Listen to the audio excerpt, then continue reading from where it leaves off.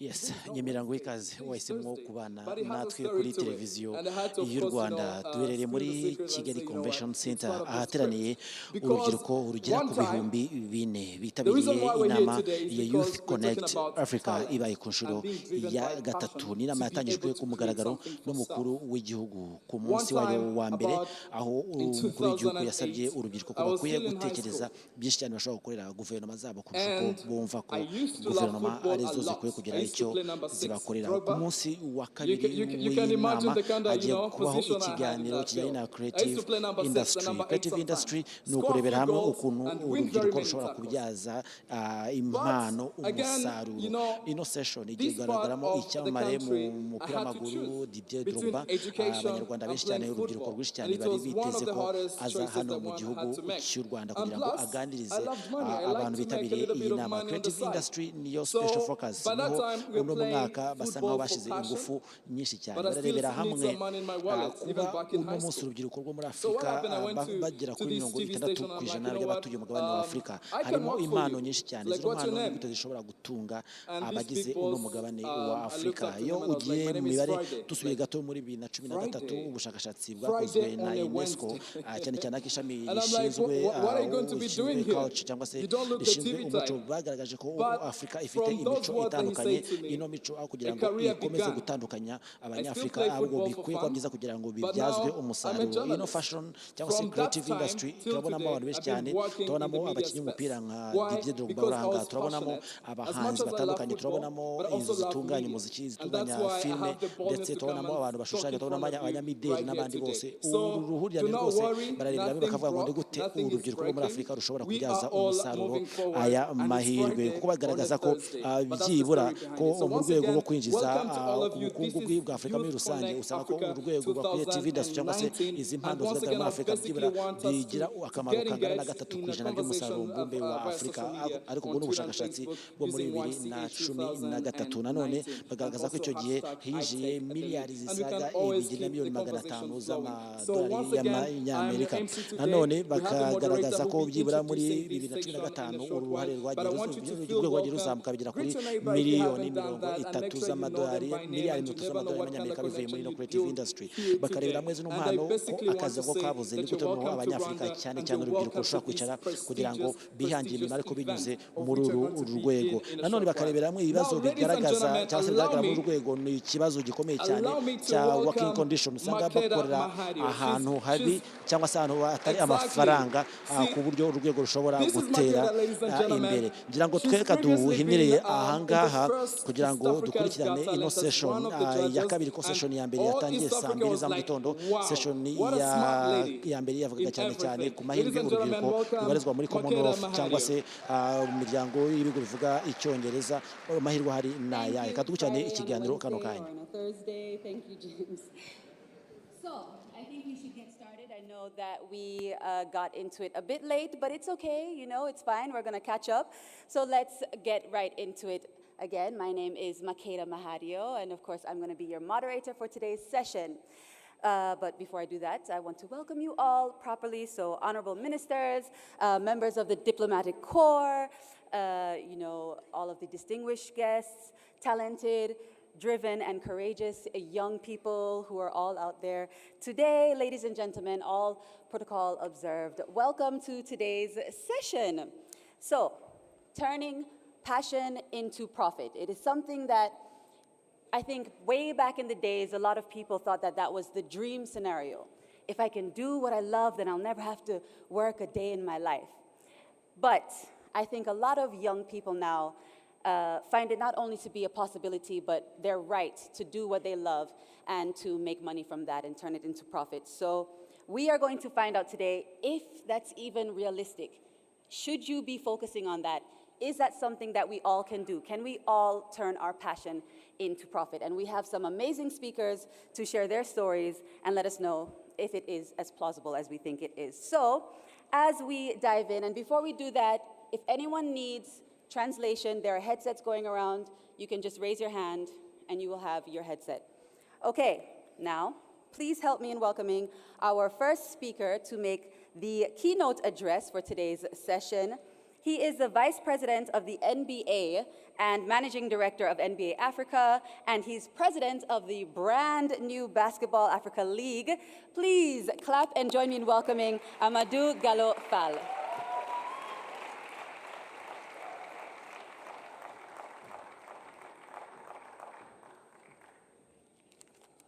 Thank you, Makeda. Good morning. It is always inspiring to be in Kigali. I was here for the first time in 2012, right after the London Olympic Games. I traveled with Lual Deng, two-time NBA All-Star from South Sudan. Basketball brought me to Kigali for the first time. So just to say that I am incredibly honored and really impressed yesterday being in Kigali Arena. From what I've seen here in 2012 to today, I've been back many, many times in Kigali to see the development and really the youth, the energy, the vibrancy that I've seen in that arena yesterday is certainly a testament to the leadership of His Excellency President Paul Kagame, who's become over the years a great friend of the NBA.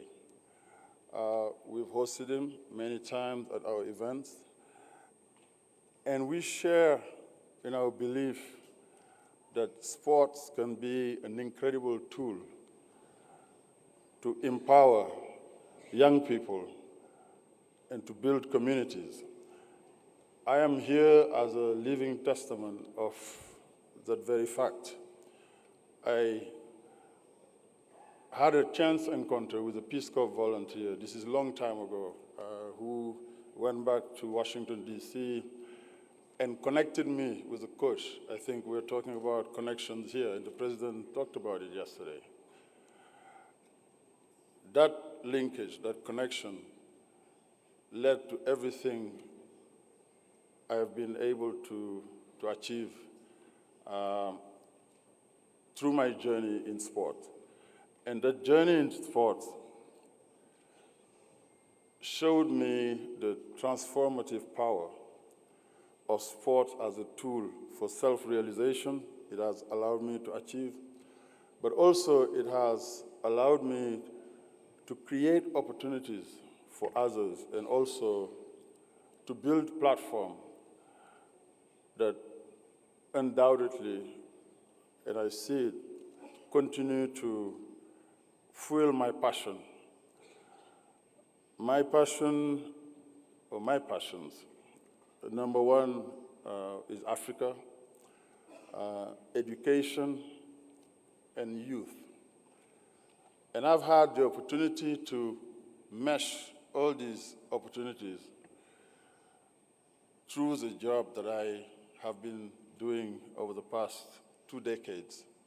First as a front office person with the Dallas Mavericks, one of the franchises in our league, the NBA. Then in 2010, right before the FIFA World Cup in South Africa, which Africa on the global stage put on its best foot. Opening that office in Johannesburg in 2010 gave me an opportunity to really, in the backdrop of the whole Africa Rising narrative, to prove that opportunity, I think, was the greatest equalizer, because the president talked about it yesterday. I would go back to Ayrton Senna. He's a Brazilian Formula One race driver. I've seen one time where he was asked what was the secret of his success. And the answer was very simple. It was just having the opportunity to race a car. For me, having the opportunity to get a basketball scholarship to move to the US, play in school, get a college degree, showed me another facet of life and opportunity that I couldn't even fathom growing up in Senegal. from that day on, I endeavored to make sure that not only we replicate that, but we make young people see that path as a possibility for self-realization. We opened our office in Johannesburg in 2010 with a goal of developing the game of basketball, making our sport relevant, not just for the players that will be playing on the court, but demonstrate that there's a whole number of industries that can develop around the core product that is happening on the court. We've started at grassroots level, making the game accessible, and that's what brought me here in 2012. It brought me to many countries across the continent.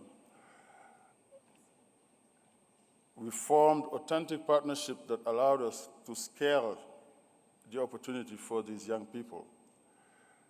We've traveled and we've formed and engaged with government, sports ministries, heads of states, federations to popularize the sport, to grow an industry. So from grassroots, we started creating platforms like the Junior NBA, which we have a league here in Rwanda. We're in 14 countries. The idea is to teach the fundamentals of the game, but at the same time, teach life skills. And this platform is also creating opportunities for employment for young talent off the court. From Junior NBA now, we became more intentional about elite talent development. We probably all know about Hakeem Olajuwon. This is one of the top 50 greatest of all time who have played in the NBA from Nigeria. Dikembe Mutombo from DRC, the NBA's global ambassador.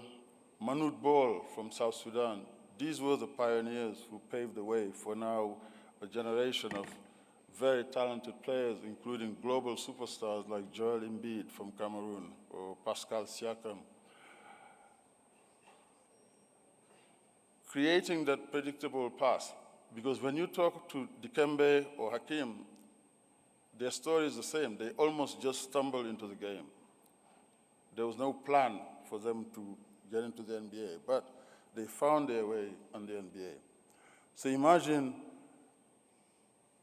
how many other Hakeem or Dikembe are out there and that may never be discovered. This is one of the reasons why we focus at grassroots level to make sure that young players, boys and girls who have a passion for the sport, are exposed to the sport because we know where it can lead them. I had no plans to get into basketball. Like all of us, we kicked the ball, growing up. Because where I was, there was no court, so I was not exposed to this game that required, a minimum infrastructure. This is why we're so passionate about making sure the game is accessible for young players. I'm saying all this to show that we became intentional now in going out and identifying talent and making sure that this talent has an opportunity to be nurtured and to develop right here in Africa. That's why we launched NBA Academy Africa in 2016 in Saly in Senegal, where young talent are identified from across the continent, brought to Saly in a world-class facility where they train with world-class coaches and world-class trainers and nutritionists to allow them to develop. So from the NBA Academy Africa, all this talent that's going to be developed, now we launch the Basketball Africa League that is going to be tipping off in March 2020. This will be a league of 12 teams from 12 countries. We'll be playing in 6 cities, Cairo, Tunis, Rabat, Dakar, Lagos, Luanda, and we will have the final 4 events end of May right here in Kigali Arena. So imagine this beautiful infrastructure. And when we ask about what should we expect from government, it's just that, to create the platform, to create the enabling environment. Because young people's talent, when unleashed and nurtured, is going to take it to the greatest of heights. And this is why being in that arena yesterday was truly special, because it's going to create, and I can already see all the transformation in that area around the arena, because I was there visiting when it was probably 70% completed. I already saw some of the businesses around there renovating, because they were telling me that even while the arena was under construction, that employed over 1,000 people, workers, who all have to go on their break and get something to eat. And these people with their entrepreneurial spirit started really developing the area, creating facilities that is going to welcome, all these people at that time with the workers. But imagine 10,000 people going there every weekend, whether it's for games or concerts. Think about all the opportunities there for people who are in the hospitality industry. That arena will employ security personnel. That arena will need sound engineers, lighting experts, marketeers, broadcast operators. These are all lines of work that sports create. So as you think about entrepreneurship, think about being the best at what you are passionate about.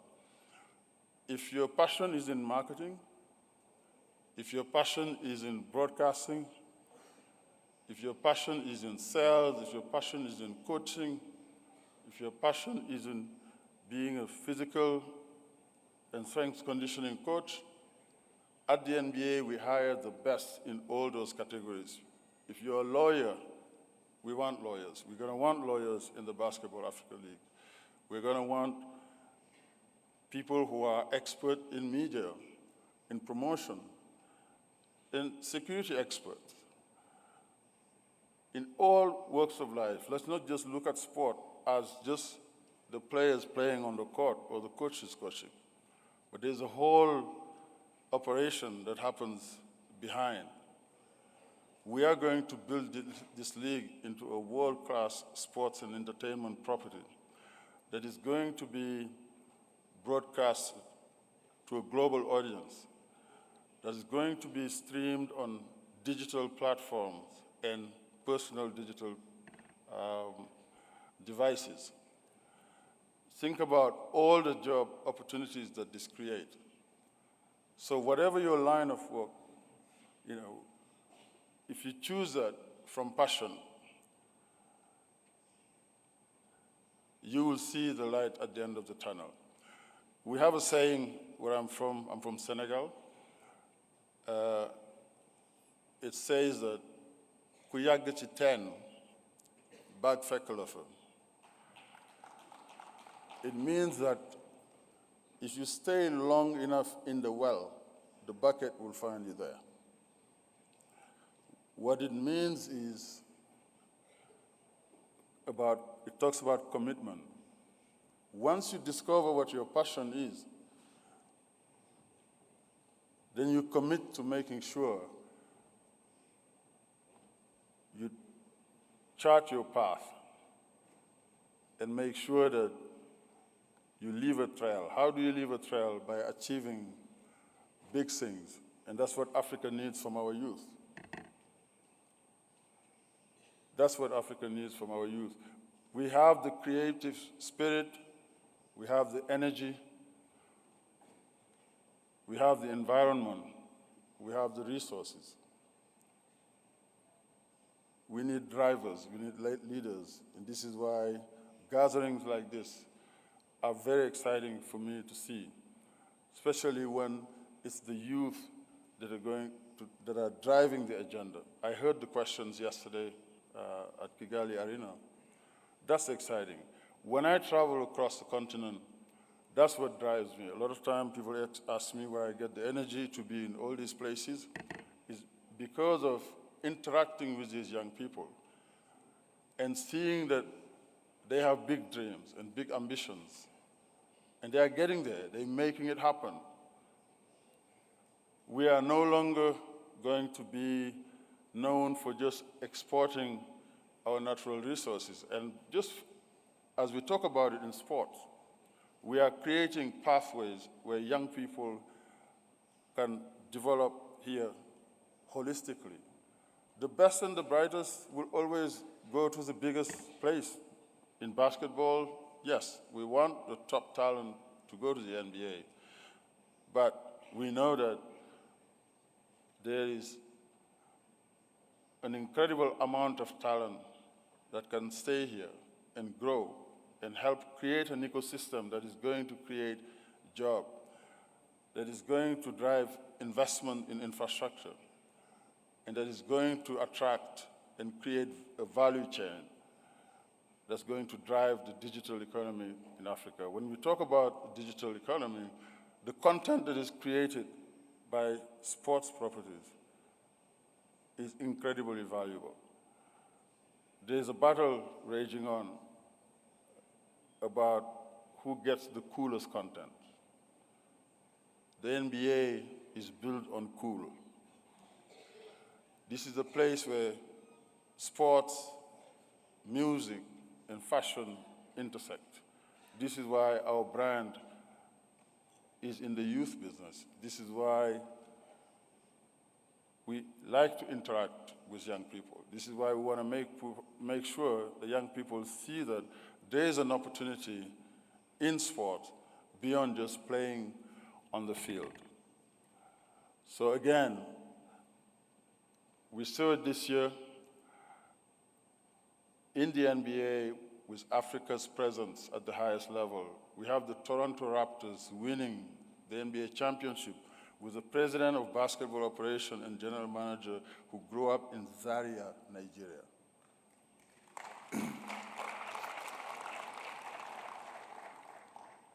Some of the top players, Pascal Siakam is from Cameroon.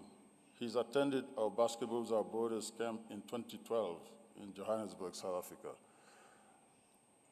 Was voted the most improved player in the NBA this past season from Douala.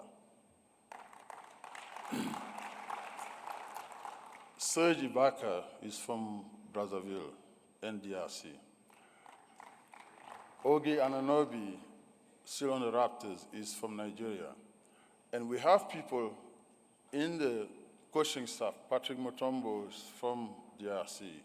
Jama Matlale is from Swaziland. And Patrick Engelbert, he's the director of the Global Scouting from South Africa. I'm saying all this I know this cliche, but Africa's time is now. So young people dare to dream. Whatever Masai Ujiri achieved, you are capable of achieving that. He will be the first one to tell you this. If you need role model, one of the greatest football players of all time is here.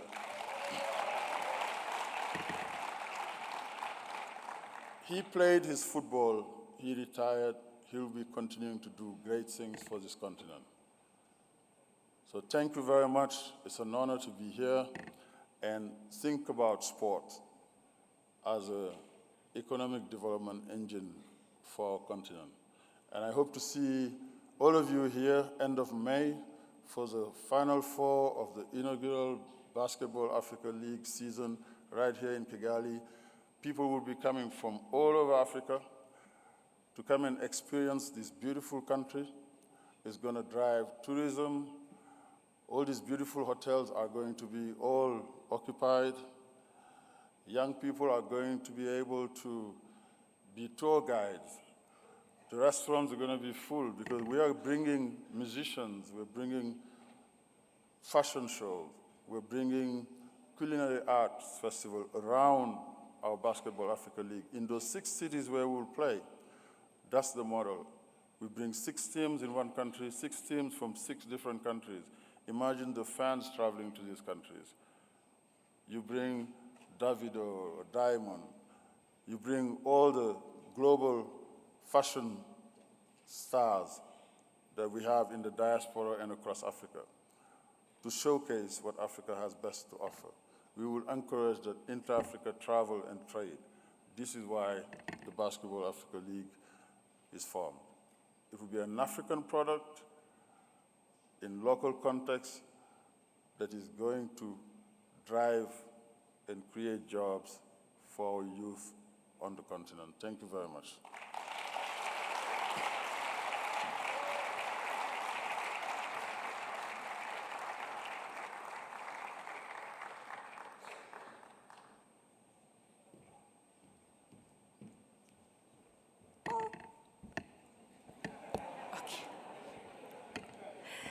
Yes, I think we can give him a warmer round of applause than that, though. Thank you. You know, he said something in his speech. He said that young people, you can't just have passion. You need to be the best at what you're passionate about, right? You need to have commitment, because obviously passion ain't enough. And you need to have the energy. So I need you guys to show that you have the energy this afternoon. So, today we'll be hearing the inspiring stories of 4 leaders in their industries, that is sports and art. I think we've been leaving out art a little bit, but art is also one of our passion industries du jour. And we're going to be getting their insights on, you know, how it is they got where they got to, what our continent can do to create more exceptional leaders like them in these industries. And of course, we'll have a moment to ask some questions. So I don't know about you, but I'm just so excited. One of them has set a record. One of them has starred toe-to-toe alongside the likes of Idris Elba. One is a baller, and one is a huge, or he has rather, a huge international hit song named after him. I don't know if you guys are excited now. Are you ready to go? Okay, good. So, each of them has said that they are not the public speaking type, so I think we're gonna have to give them some warm love when they're coming up there, but please help me in welcoming our first speaker. She is a middle distance runner. She is competing for Sweden, but she has roots here in Africa, of course. She is the holder of the Swedish national record for indoor mile. And this year, she won the 3,000-meter race at the European Team Championships in Poland. How many of you guys can even run 3,000 meters? Okay, so please help me in welcoming her to the stage. Her name is Yolanda Garambe.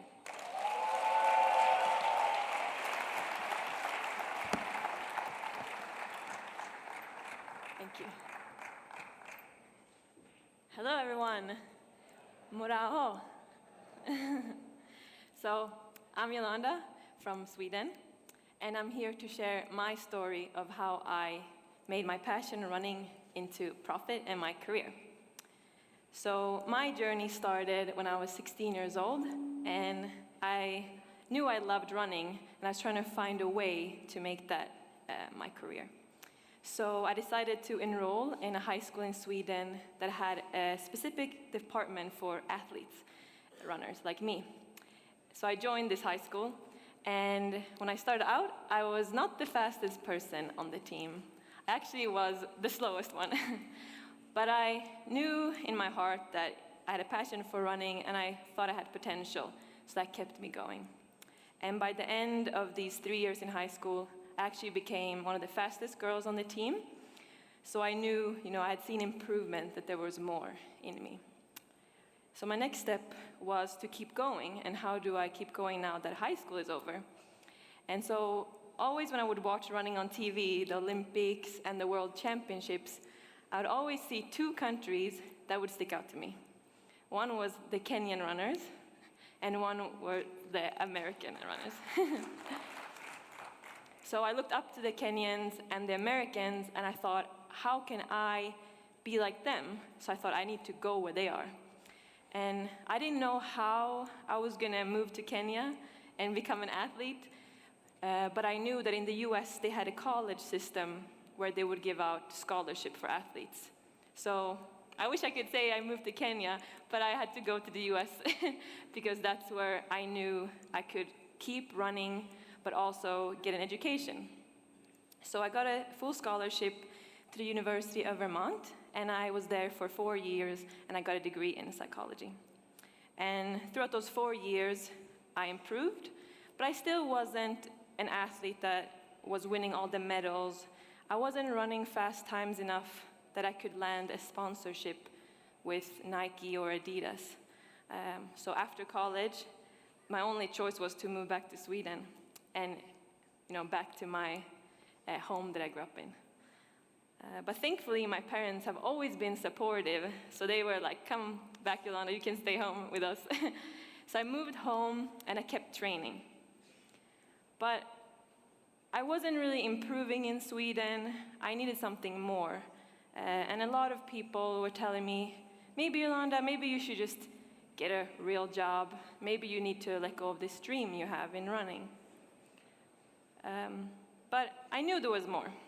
So then there was an opportunity that presented itself. There were 2 coaches from the US who invited me to join their team in Atlanta, Georgia. They said, so at this point I'm 21 years old, they said, Yolanda, we can't offer you an income or any money, but what we can do is we will let you stay with us in our house with other athletes for free, and we will provide you food. And that's really all you need to run. And they said, we will coach you, and we will do our best to get you to the Olympics in 2020 in Tokyo. And this was 6 years ago. And the only thing they ask for me is that I commit fully to their training, and I really do the hard work and believe, that I can improve and become a world-class athlete.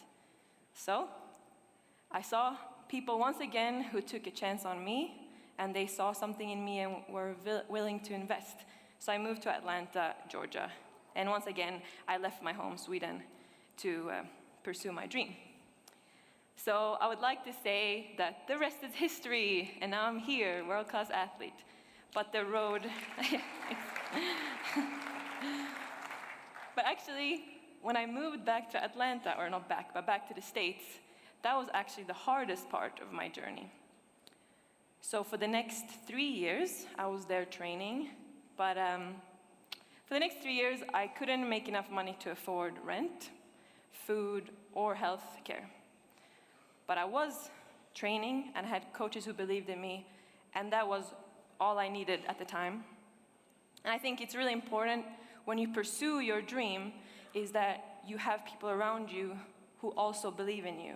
Because there are a lot of people who might see you and not see your improvements, and you might feel that people are doubting you, and you yourself might doubt yourself. But that's when I think it's important to have people around you who support you, and also make smaller goals that lead to your bigger goal. So I wanted to go to Olympics, but looking at the times I'd run, it was a long journey to get there. But I had small goals, on the way. So I was, checking this goal, leading me, hopefully, to the bigger goal. So, I was there training.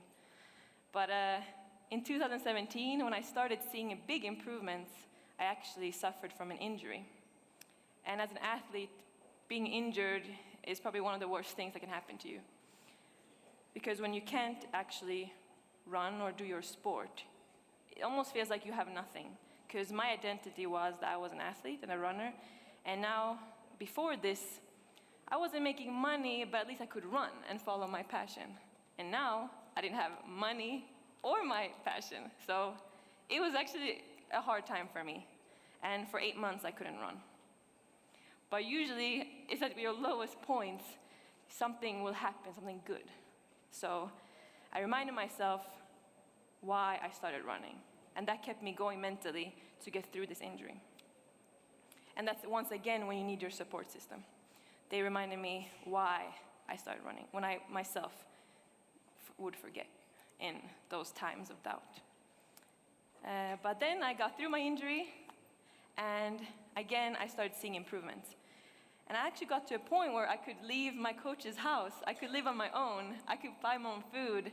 and I could pay for my own healthcare and, medicine if I needed to go to the hospital or something. So now, as I stand here, that was 2 years ago since I was injured, and now I can say that I have a national record in the mile. I have won gold medals. Thank you. And I qualified for my first World Championships, which actually was last week. So I came straight from Doha. And so if I think back when I started pursuing my dream, that was in 2010 when I left Sweden for University of Vermont. So that was 9 years ago. So, like they say, good things take time, and it's important to remember this as you pursue your passion, because there are a lot of people who are going to think you're crazy, but I think that as long as you work hard and you have patience and you believe that you're going to make it, and you have people around you who believe, it will work, I believe. So as I went into my World Championships, I was ranked, I think, 25th in the world. And just for me getting there, if you know my story, I felt like a winner just standing on the line. But as I was there, I also performed and ended up becoming the 14th fastest woman in the world.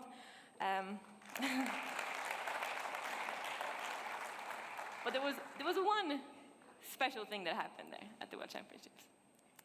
My last race, I ran 4:03.4 in the 1500 meters. And if you don't know much about running, it just sounds like 4 minutes and 3 seconds. But 4 minutes and 3 seconds is a time that's under the Olympic standard for Tokyo 2020. So in that race, I qualified for the Olympics. And the thing is, that's what's so special about pursuing your passion, because it was, so now it was 5 years ago, my coaches told me, if you commit to our training and you do everything you can, and you believe and you really pursue your dream, we will do our best to take you to the 2020 Olympics. And at that point, when they told me this, I wasn't the person who seemed like they were going to Olympics. But my coaches saw something in me, and they believed in me, and I was willing to work hard to get to my goals. So now my story, I guess, is a success story. But I hope from my story you can see that success stories aren't always linear like this. It's going to be up and down and bumpy, and people are going to doubt you. You're going to doubt yourself. But I really think that what it takes to make your passion into a profit or a career, I think it will ask from you, it will ask you for your hard work, for your patience and belief. But I think as long as you have those three things, you will make it. And there will be a lot of challenges on the way.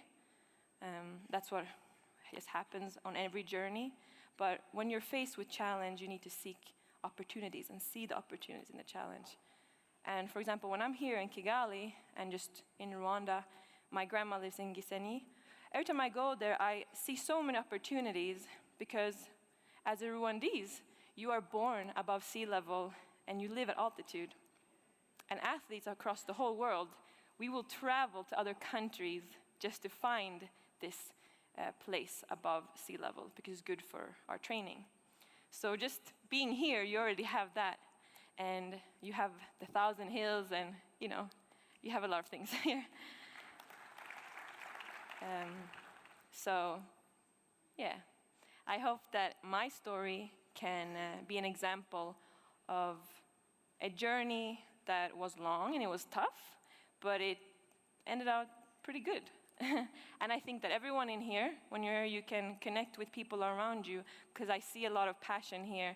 And just being in this room, I know that you're willing to do the hard work. So I say good luck to all of you, and thank you for having me. Thank you. Oh.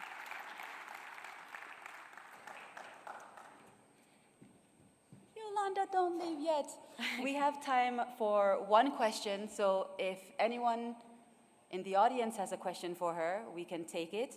I see one right there. Is there a microphone for him? while they're getting the mic to him, I have a question.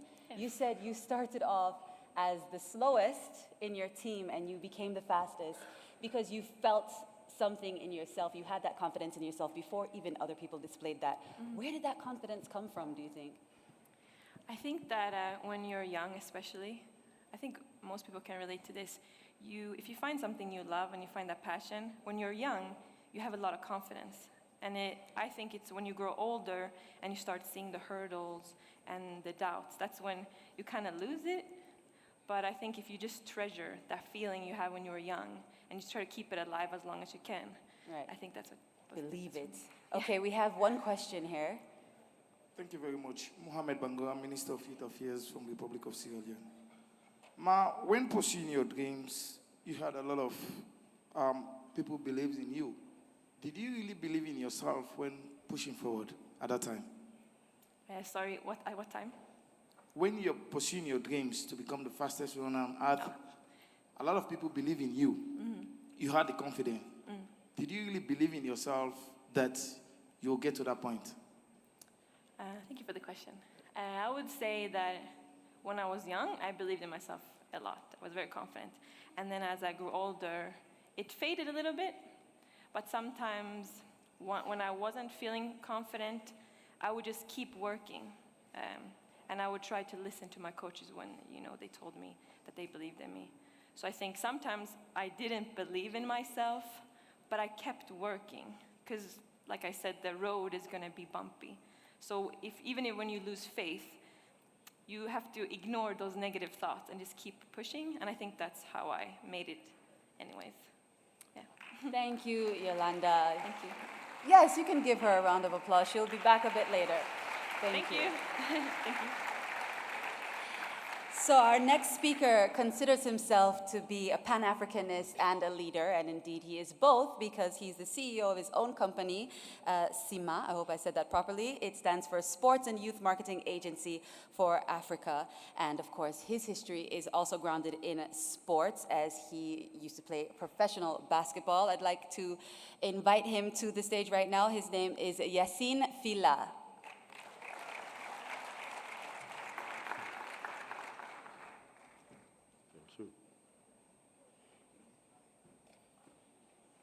Hi everyone. I'm gonna try to do some small English and then I'm gonna switch to French, because as you understand, I'm Congolese from the both side of the river. My father from Brazzaville and my mother from DRC. So I grew up in France, where I used to play soccer at first, where I met my chairman that will become my chairman. His name is Moussa Sissoko. He played for Tottenham. And at the time, I used to play soccer with him, but I was not good. So I had to switch sport.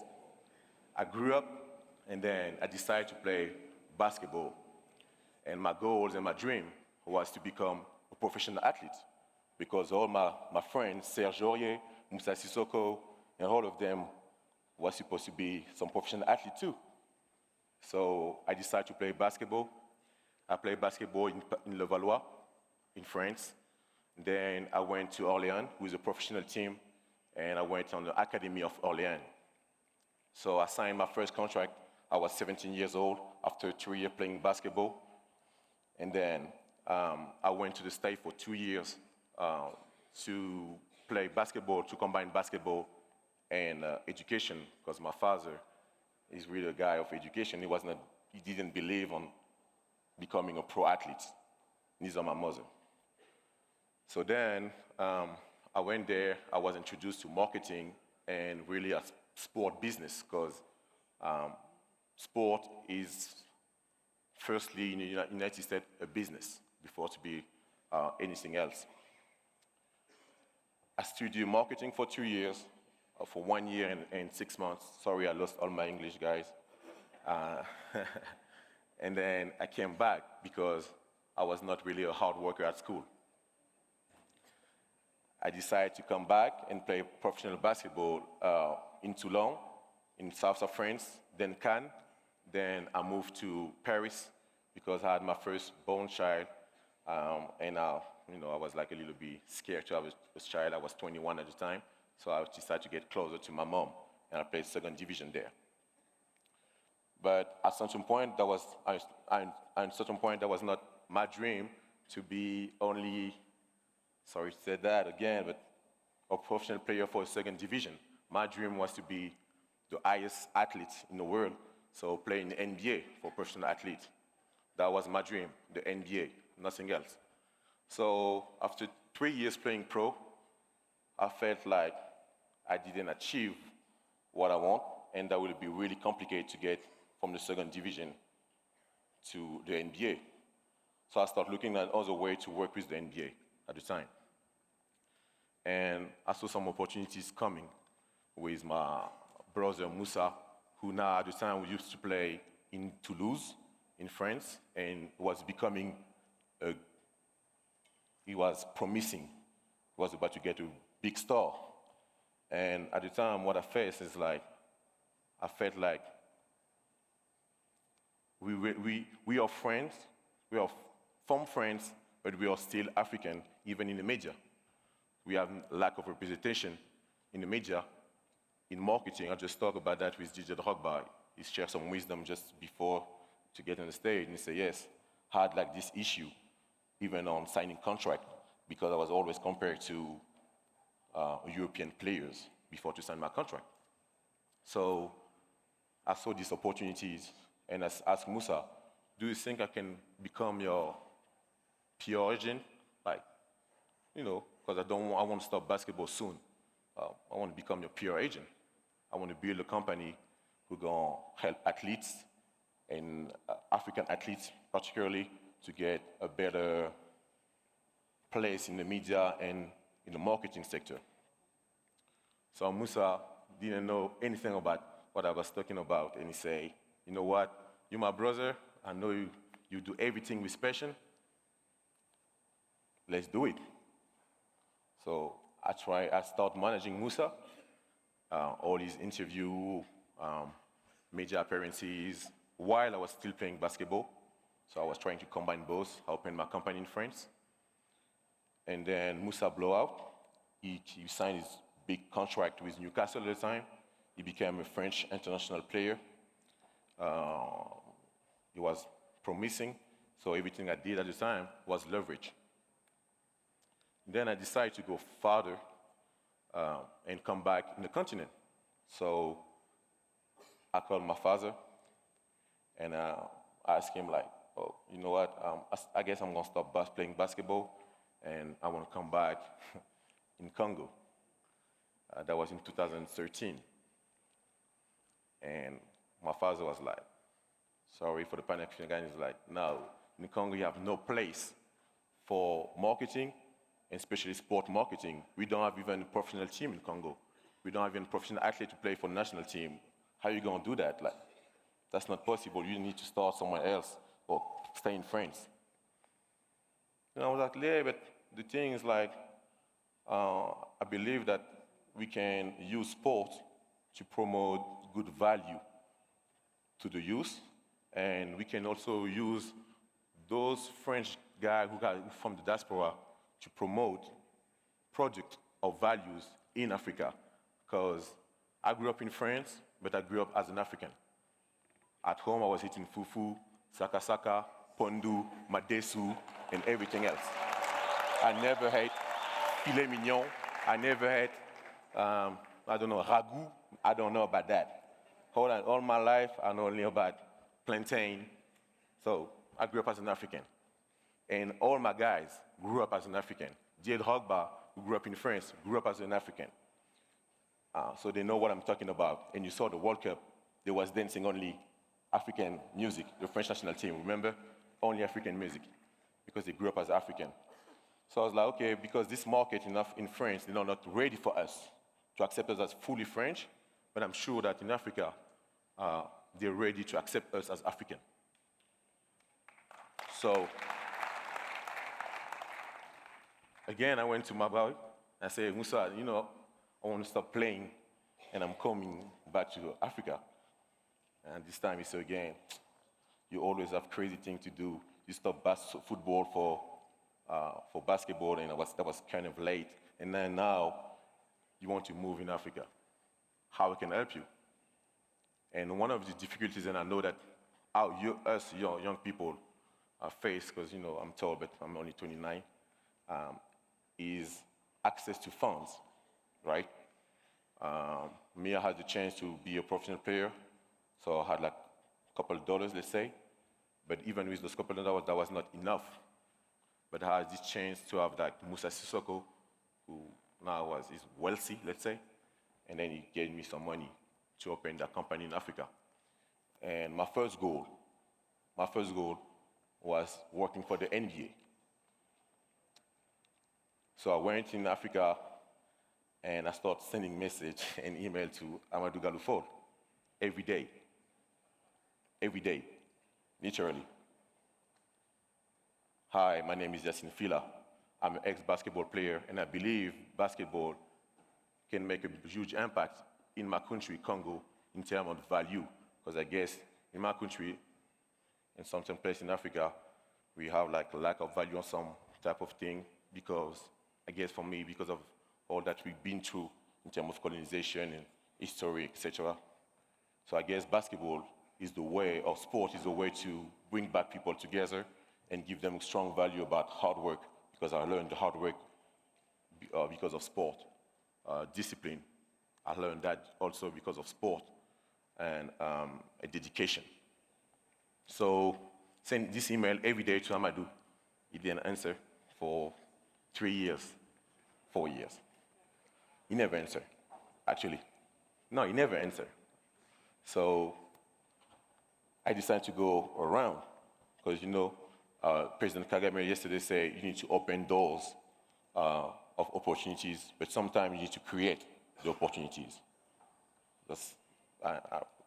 We need to really create the opportunities, that's important. So I create my opportunity, and I say, okay, because the NBA is not ready for me again, I'm gonna find a way to get to them. So I'm from Congo, Brazzaville too, as you understand, and the biggest star at the time was Serge Ibaka, but he was not that big. Now he's Serge Ibaka, NBA champion. At the time, he was just Serge Ibaka, a young player from the league, playing for AKC, a small team, a small market, blah, blah, blah. And he was coming back in Congo every summer, and no one was noticing that actually he's Serge Ibaka. And he was that successful. He made it to the NBA. He was the first Congolese player from Brazzaville to make it to the NBA. So I decided to work for him and promote him, but I didn't know him. So what I did, I looked for his sibling in the internet. And I say, because I know for him that will be hard to reach him, I'm going to reach one of his people to make sure they get my message. So I sent to his brother an 100 message. And then his brother said at the time, he told me like, yo, stop blowing me out with your message. I'm like, thank you for your answer. I just need to talk with your brother about him doing camp and event in Congo. So he's like, oh, yeah, man, my brother feels that he's not recognized in Congo. And I was like, yeah, that's the work I want to do. I want to make sure that now Congo is recognized, his talent, but also his story. Okay, I'm gonna talk to him about it. The next day, very next day, he sent me a message and said, I talked to Serge.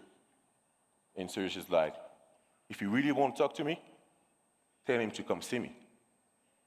I received this message, it was 6 o'clock in the morning. I get on a plane at 6 p.m. in the afternoon. Went in Paris. From Paris, I get in Paris, it was probably like 6 a.m. I get another plane at 10. I get in OKC. Get an hotel close to the arena. Send a message to his brother and say, here I am. I'm in OKC. Then Serge was like, nah, that's bullshit. No Congolese do that. And I said, yeah, I am. I am in OKC. So Serge didn't believe it. So he went to this game. And I keep blowing his brother, saying like, no, I'm there, for real. And then Serge stopped after the game at the hotel. Unfortunately, I lose face for a couple of minutes, so I dropped my phone. And he called me, but I dropped my phone. And then I saw a local number calling me. called me like 5 times. I didn't answer. I tried to call back that number. He didn't answer for an hour. Then he said, oh, you're not there, you're lying. You're not there. His brother told me, no, I'm really there, I'm really there. So Serge, come back. And when he saw me, he started crying. He started just crying. He said, I cannot believe that really you traveled for the very next day just for me to do camp and event and tell my story in Congo. And then we started that relationship with Serge. And then I started learning about his story, who had an incredible story, because Serge Ibaka was almost homeless when he was young. And there's just a miracle that he made it to the NBA. That's a miracle. Like me, I played like all the regular program to get to the NBA. I didn't get to the NBA. He didn't have a coat, shoes, and that's not only image, that's for real, because we made a movie about that. So I said to Serge, and like, do you think we can make a movie about your life? And he said, why not? So we made that movie called Son of Congo, where Serge Ibaka explained his life. He explained how he come from, how his mother died, and how he was by himself, how he raised himself by himself, how he learned to even write his name late in his age. So we made that movie. And then a couple months after the movie is out, that's in 2015, I made some other things between, but my goal is to just say, remember, I want to work for the NBA, because I didn't make it. So I received a call from someone in Johannesburg for a couple of days. And I didn't want to answer, because at the time I had the problem. I just want to go back in France, because I work for the government and blah, blah, blah. They didn't pay me, because you see, as she say, that's the hills. So they didn't pay me, so I was like, no, I'm coming back, stopping that thing. I don't want to be a role model. Africa is not ready, blah, blah, blah. So I'm mad. Then someone told me, oh, you should answer that call. Then I answered that call, and that's Amadou office who calling me. His name is William Jacob. And he's like, hello, that's the NBA.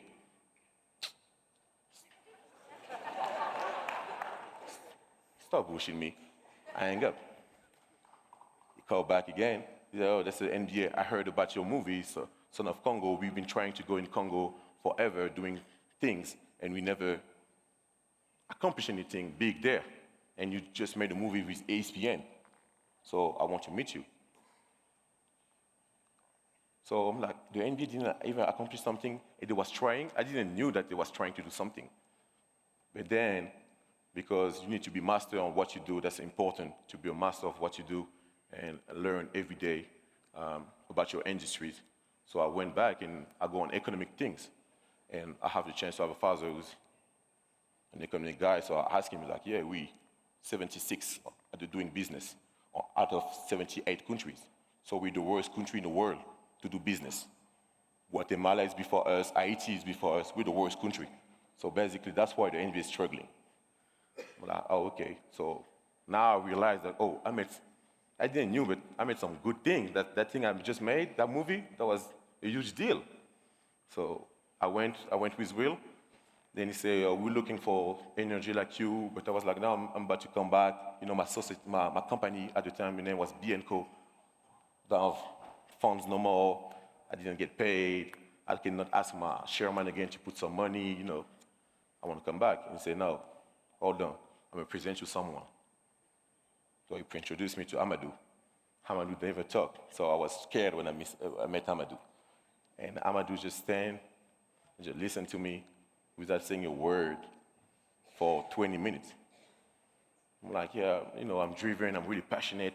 I want to help the NBA, I want to grow the game, I want to do marketing, I want to do this. I want to have the first agency in Africa that represents the biggest African brands, the biggest African athletes in Africa. I don't want no more event to be done by, let's say, a French guy who come to Africa and let us know that we can do better than us. I want to write our own story. Because I know the story of my brother better than them. That's what I know for fact. I know the story better than them. I know the struggle better than them. And I know what they want better than them. So Amadou didn't say a word again. Then in the end, he's like, okay, I'm gonna give you a shot. That's it, for weeks. Then he come back with William Jacob and he told me, okay, we have that project that called Junior NBA. Go sell it.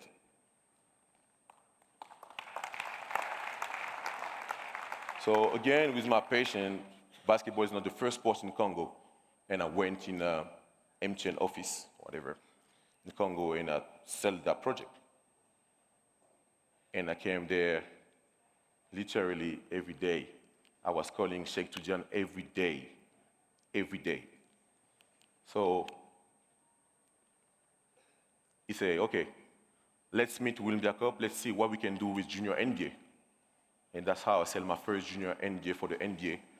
I failed my first program for the NBA. Today, I'm running over 10 programs for the NBA across Africa.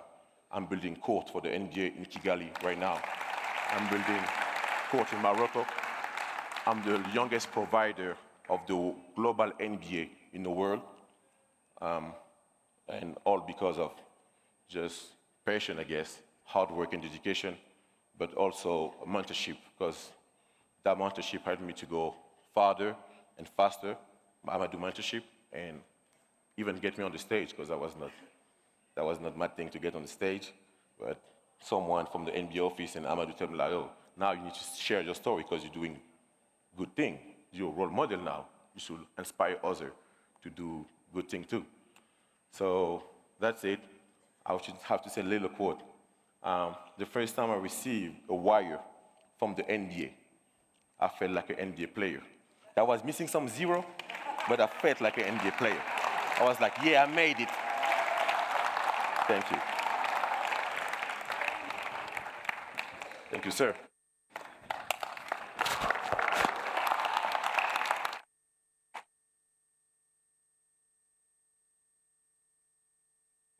Okay, yes, I think we should definitely appreciate the fact that Yassine was writing to Amadou Fall for years, every single day, and now he's sharing the same stage with them. I think that's something to celebrate for sure. So for our next speaker, she has performed internationally in internationally acclaimed theater, dance, and film productions, including Sometimes in April and Sound of Sand. She studied and holds a Master of Drama and Music, and she's the co-founder of the prominent cultural organization here in Rwanda, Isho Arts Center. Please help me to welcome her to the stage, Carole Karemera.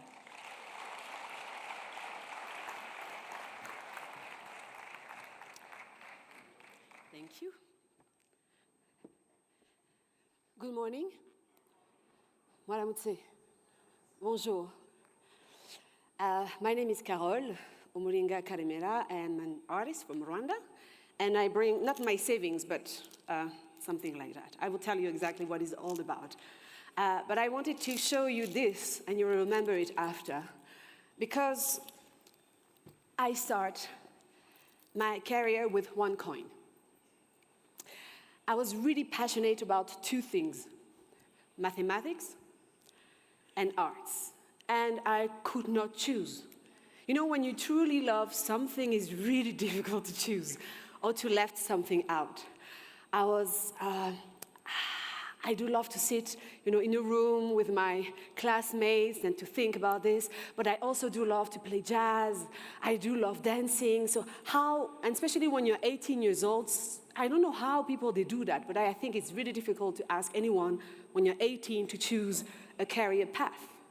It's quite early. You're just a work in progress. So I decided to put my destiny in one coin. So I took it, I was 18, it was in 93, and I throw it into the air, grab, and I say, whatever is happening, I'm gonna stick to it. So I did it. I said, okay, on this side we'll do mathematics, on the other side it will be art. And then art. Okay, I go. Yeah. It's risky, eh? But on one side of the coin was my entire family. On the other side, it was only me. You have to know that. So I decided to go and learn, because we are all talented. Everyone in this room is talented, but the difference is what and how much you invest in your talent. No one reaches any point without hard work. It's not the TV shows when, oh, I do one song and up, everything is happening. It's not true. This is a reality show, but it's not a reality show. You have to know that we made it for you guys to believe in this, because you need to dream, but it's not the reality of the arts, neither in sports, I've heard it. So I decided to try to pass the exam in the Conservatoire Royal de Musique, so it's like university, for drama and arts in Europe. And you have to pass an exam because you have thousands of people coming, and they choose every year 20 people. So I worked hard during the entire summer, saying like, okay, Carole, please work, your instruments, music. I'm a saxophone player, and theater at the same time. And off I go the first day. Thousands of people there. And then you have run 1, run 2, run 3, up to 6. It takes you the entire day. At the end of the day, we were just like almost 50 in the room only. And I was like, okay, maybe. And they started calling people one by one. And some people were coming back with a strange face, because when you're not accepted the first time, you feel like the entire world is just like falling apart. And some others were like, yes, I made it, yeah. And I seen all of them, and I was almost the last. And I said, like, Carole, forget about it. Maybe just go back home, be proud, be, strong. And so they called me. And I entered a room with the international jury, and some of them, they had a big smile on their face. Some others were. And I was like, what's going on? And the teacher, the professor of theater, told me that we're happy to welcome you. And the same for jazz, but not everybody was happy in the room. So I said, like, thank you. So I went out, and I was like, wow, I am in the art school now. I'm the Conservatoire Royal de Musique, but why people, they don't look so happy? So the week after, when we started, the professor of theater took me apart and told me, like, we're really happy to have you here. And I said, but why everybody didn't look so happy? And they told me because the president of the board of the Conservatoire Royal de Musique, the Royal Conservatory of Music, didn't want you in. I said, why? Didn't like the performance or something? No, because you're black. I was like, okay, now I got it. And I said, like, but why am I here now then? What happened? And he told me in secret, we have to tell you that. We told them that you're the daughter of an ambassador. I was like, wow. But from day one, I knew that I was not the most welcome in the room. I was the only black in the conservatoire, in the history of conservatoire in Belgium. And I was like, okay, so I can't take it for granted. Even if it's my passion, what it means for the next generation of black people in the country, it's big. So I have to work twice harder than the others. Because no one see what they could do with the big black women in the classical theater, or even music jazz is still okay because New Orleans, etc. But come on, guys, it's Greek, it's Shakespeare, it's whatever, Euripide, it's Aristotle, it's nothing. We don't perform in national theater African authors 25 years in a row, yeah? Back. So I worked really hard, really, really, really hard. Because when I was going back home, my mom was like, Kaliko, how is your stuff going? I said, fine. So I could not fail. No room to fail. So on the second year in Conservatoire, you can pass an exam in front of an international jury. But most of the time, it's at least 3 up to 5 years to pass the exam. So the second year, the professor told me, like, you can pass the exam. I said, like, there is no way that I can get it. So again, I was waiting for the first people to be called, the second, the third, when we finished the exam. And at the last one, they said, like, Carole Muninga Karemera, you got the first prize with 90%. I was like, what? I said, I am not ready to go out. I'm just 20 years. I still need to learn. I still need to. And I was lucky enough, because of that international jury, to have a director of a big theater in Brussels who came to me and they said, like, I would like to play the first part in a European theater play. I was like, oh. And I sat with him, with my best friend from Algeria, because we were two, sharing the wall. And they said, like, how much do you want? I was like, how much what? And I said, but how much do you want? I said, for what? But to perform, you're going to play the entire month in the theater in Brussels, blah, blah. And it's the first time that it came to my mind that my passion has money value. I did not know. So I laughed with my friend, Asiba, and I said, give me $1 million. And I laughed. And he was like looking at me like, she doesn't know where she is. Until then, I continued to work. I was lucky enough, again, to meet a lot of people who were seeing what was strange from some, like a real value from others. And after 10 years, one of the biggest choreographers in the world came to me and said, like, I'm going to make you a dancer. I said, I'm not a dancer. I'm going to make you a dancer. So I worked like sports people. I did not know that it was so hard. Full respect. I had to work 10 hours a day to reach the levels of other dancers for 6 months. Full pain in the body. And at the end, we did the show. And we were touring the entire world for almost 2 years. And I was like, okay, that could be, that can happen. And one day, I have to tell you something. I came back home, and I was renting a small apartment in Brussels, and I see a Togolese guy who was putting an apartment to be sold. And for us, the African diaspora, I never seen in Brussels most of the people being owner of an apartment of a house. So I went to him and I said, like, is it your apartment? He said, no. I said, I was sure. You rent it? Yeah, but I'm selling it for, And he said, are you interested? And I said, but I have no money. I never saved any money. I was just like, you know, having fun. And he said, but if you're interested, I can put you first on the list. I said, okay, what does it require? You need to do that deposit. So I went back home, it was 10 p.m., and I said, like, but how do I get all that money?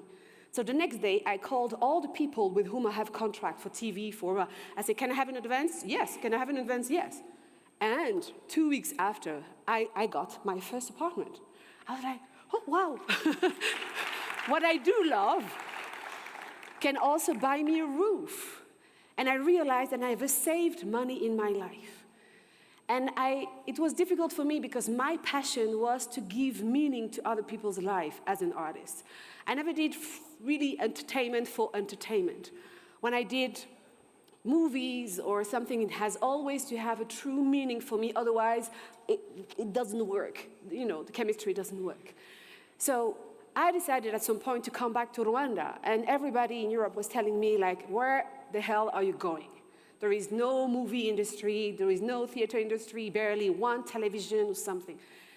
And I said, like, because it's a place where eventually I can make a difference with the gift that I think I received. And they all look at me like, okay, go, and then we'll see you coming back soon. But what happened in the years after was a call from HBO in Kigali, and they said, like, oh, we're looking for artists and actors to play in a movie. So I went for the casting. And it was, of course, the little, part that they were looking Rwandans for. And I said, like, but what other parts do you have? This. And I did the casting for all roles till I got the first part. But for Americans, it was impossible coming to shoot in Africa to have an African as the first part. And again, you keep thinking about that. So, like, that's the place I should stay. And then years later, one of the biggest theater directors in the world, Peter Brook, again, I was having a nap because I barely sleep at night. And I received a call. Say, hello, my name is Peter Brook. Do you know me? I was like, ha, ha, ha, ha. Is my friend making a joke? We used to say, like, hello, this is Spielberg on the phone. Please call me, blah, blah, blah. So I laughed, and I said, like, ha, ha, ha, yeah, sure. And he called again. He said, like, I am Peter Brook on the phone. So I sat on the bed, said, like, yeah? Would you like to work with me? And again, I was like, are you asking me? And it was in Kigali. And they said, like, if you love to work with me, I would like to work with you. So I hang out. And after I wanted to call somebody around me, say, like, who in Rwanda will understand what happened to me? And this is how things were going. And 26 years now that I'm doing that business, I remember that coin. Because sometimes you can put your destiny, in the hands of the universe or God or whatever you believe in. If it's your true passion, this is really where you feel the most alive on earth. This is there that you have to invest. This is there that you have to dig, to go back every time that you feel lost. This is how you can make a sense for others, life. There is no other way for me to go through life because we work 70% of our life. So if 70% of your life you're unhappy, what will happen to you? What will happen to your body? What will happen to your family? So that's the coin. And here, I have now, I'm not a fetishist, but those are the coins in most of the countries where I've been able to tour, to work as an artist in each continent of this world. Thank you.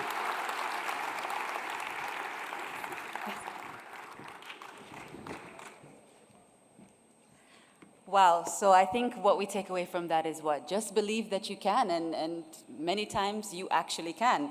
Before we move on to our final speaker, just a small announcement. There is the Youth Without Borders panel that is happening in MH2. There's Skills for the Future happening in MH3, and Urban Connect Cafe that's happening in MH4 right now. So our final speaker. I kind of feel silly even trying to introduce him right now because I think everyone knows who it is, but just for maybe the one person in the room who doesn't know, let me try. He is a retired football living legend, originally from Côte d'Ivoire. He's the all-time top scorer and former captain for Côte d'Ivoire's national team, and he has scored more goals than any other foreign player for Chelsea.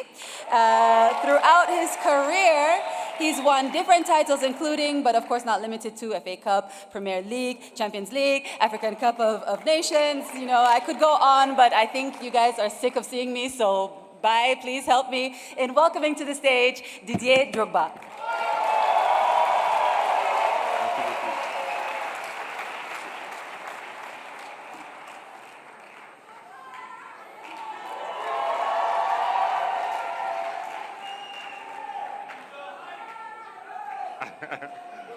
Good morning, everyone. Good morning, my brothers and sisters.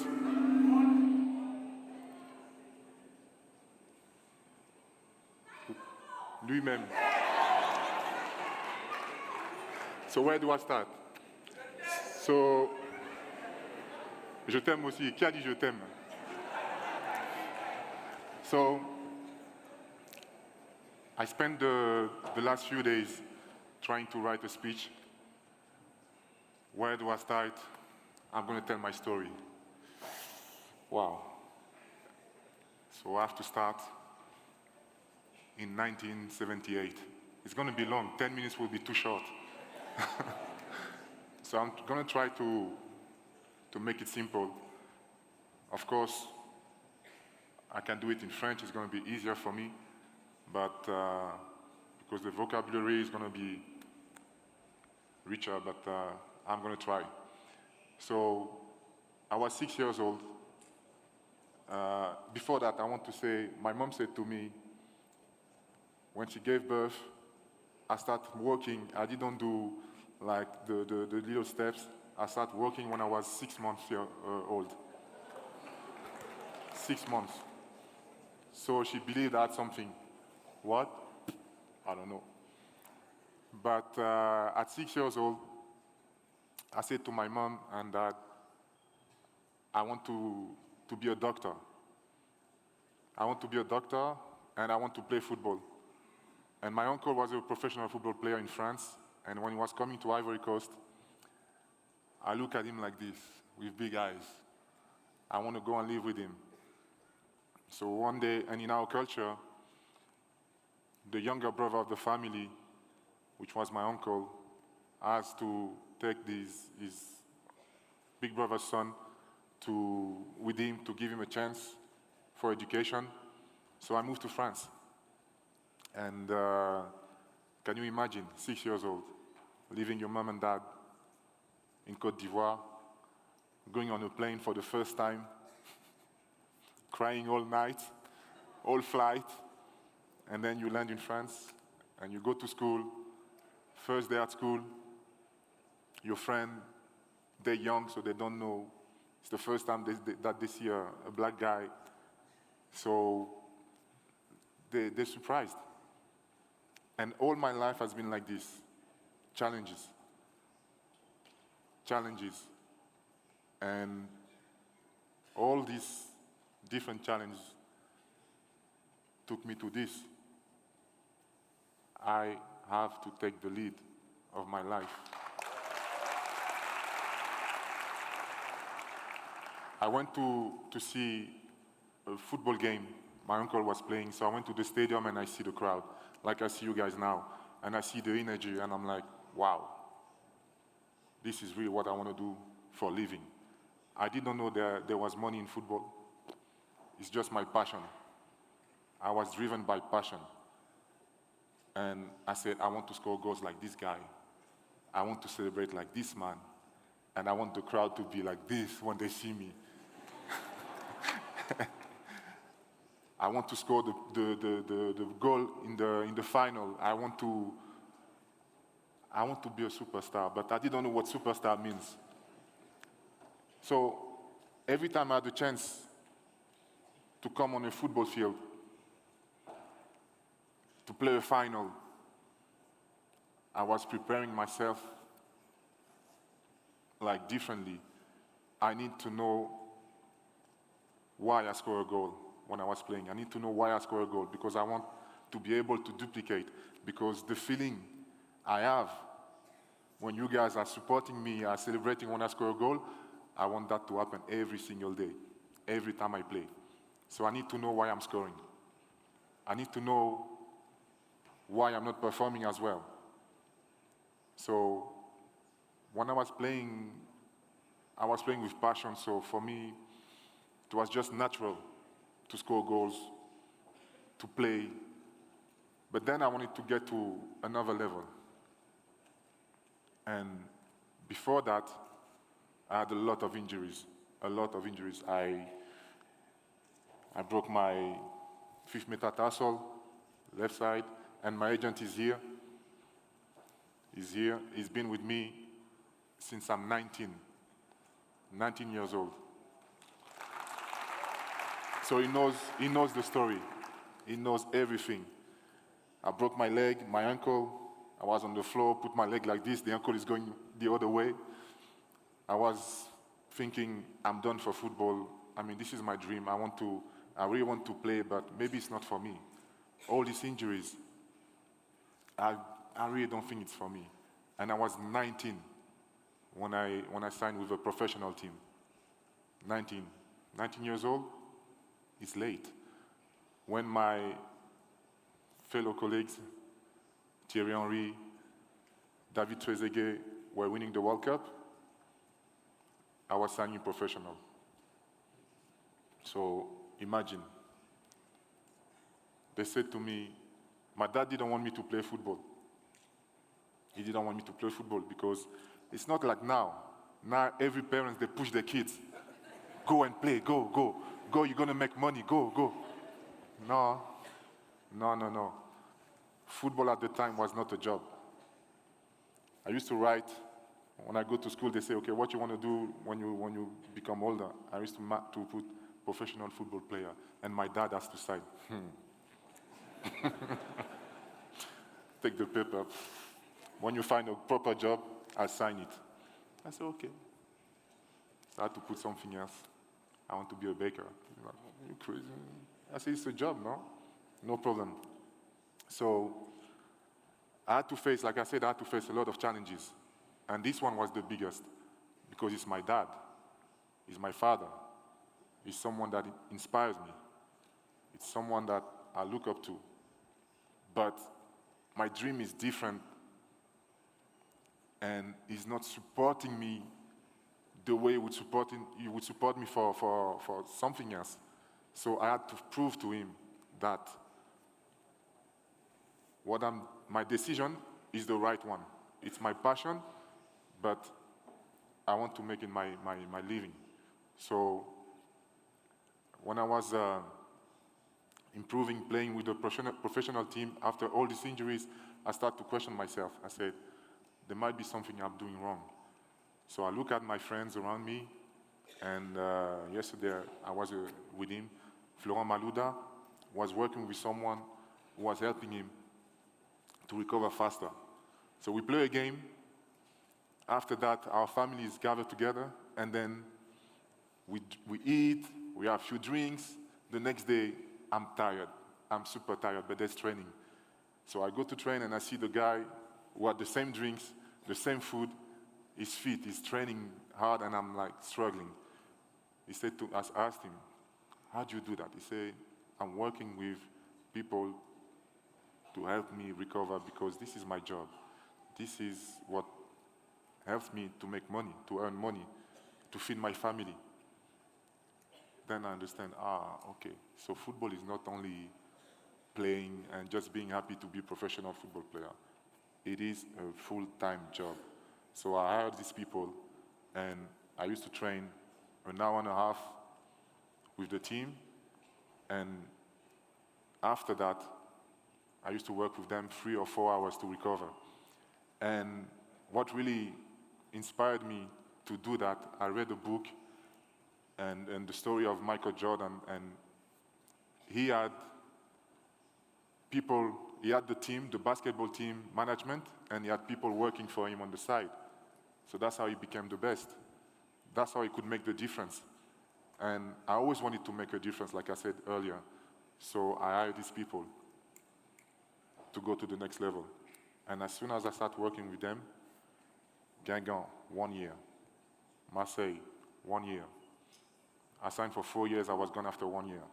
I went to Chelsea. Chelsea, I thought I was going to stay there. I didn't want to go to Chelsea at first. Yeah, because my dream for me was to play for Marseille. Big Marseille fan. And I have to be honest, everything went so fast. So 2 years before that, before having this offer from Chelsea, I was a substitute in second division.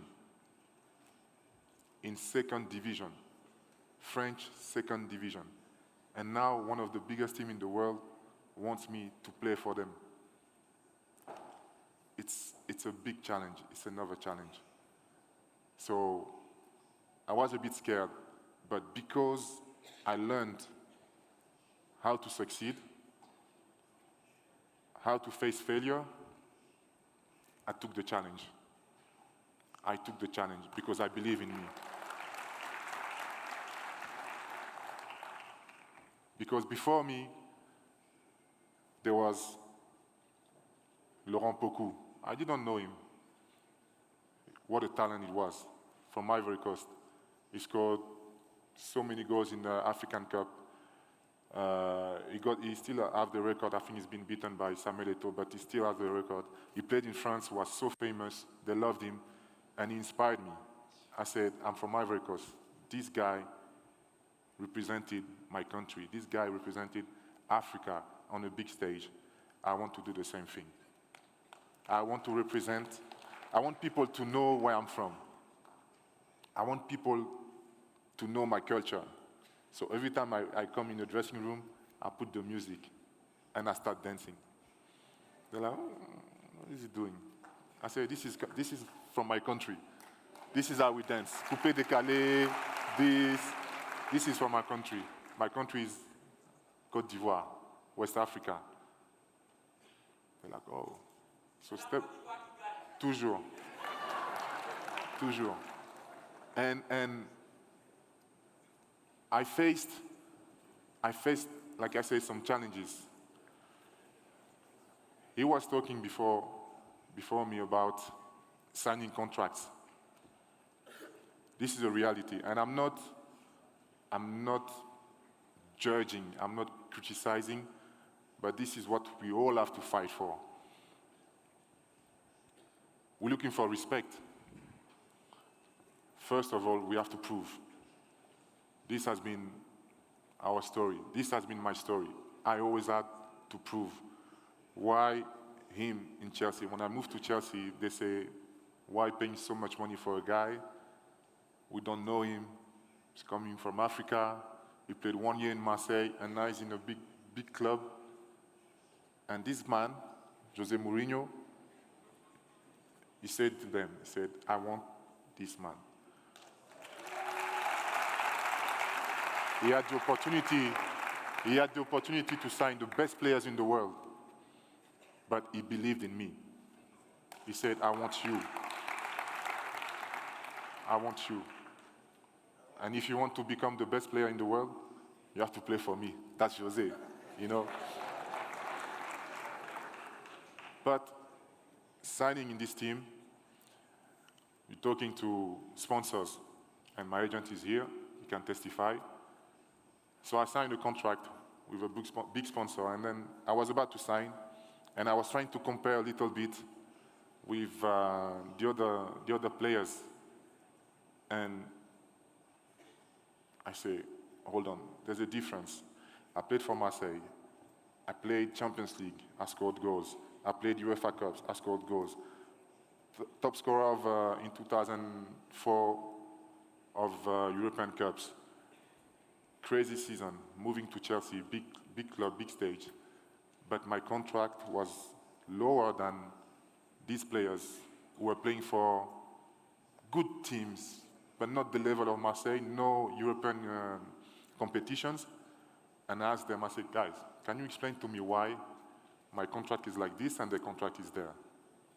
They say, we are sorry, but they're playing for for European national teams, and you're playing for an African national team. I'm like, okay. And because you're playing for an African national team, we cannot control, we don't know how much you're gonna sell, how many shirts you can sell, how many football boots you can sell. And I took it as a challenge. I said to them, you don't know. Now I'm going to show you. Now I'm going to show you. I'm going to show you that where I come from, I don't have a country behind me. I have a whole continent behind me. And this is the place where you should invest. And this was 2004, 2005. This is the place where you should invest. So last year, when I saw the Nike campaign with Nigeria selling millions of shirts, I was sitting there, I said, I told you, no? I told you. And just to say that, it has to come from us. From us. First, we need to believe, you need to have a dream. It can be a passion, but we have to work hard. For us to succeed, we have to work hard. And I've never stopped working hard. And I always challenge myself. Like this move from Marseille to Chelsea, I was like, can I really do it? Okay, try. After that, I went to China. I won everything in Chelsea. I decided to go to China because obviously good wages, but also it was a challenge for me to go and discover this culture. Why are they thinking this way and not the same way as we in Africa or in Europe? So I went there and I said, okay, me, African, I'm going to show them that we have a continent, that we play football, and we can be famous as well. It didn't last. 5 months later, I was back in Europe, Galatasaray. I said, I want to play in Champions League again. I took the challenge. I played in Champions League, scored goals. And then they say, this guy was finished, 35 years old. he was finished. But we can see that he still got something in his legs. Played against Chelsea, played against Real Madrid, scored. Mourinho said, "My son, come back home." Age 36, another challenge. Play and win the league again in England. I mean, as a striker, normally after 30, 34 years old, you're going down. But at that age, because I took care of my body, because I knew how to compete, I knew how to win, I came back and I won the league with Chelsea.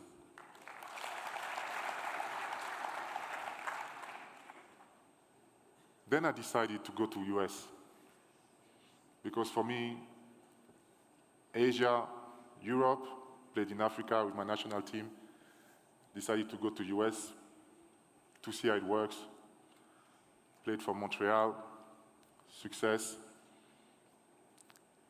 I was going to stop, I was going to retire. And then this guy called me and said, I want you to play for my team. But I'm in second division, US.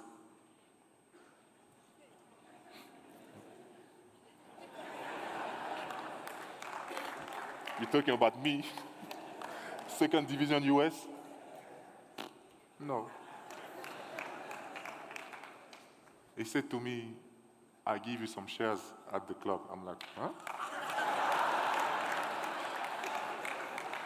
Not only I can play, it's my passion, I can turn it into profit, salary, and now I'm becoming a businessman.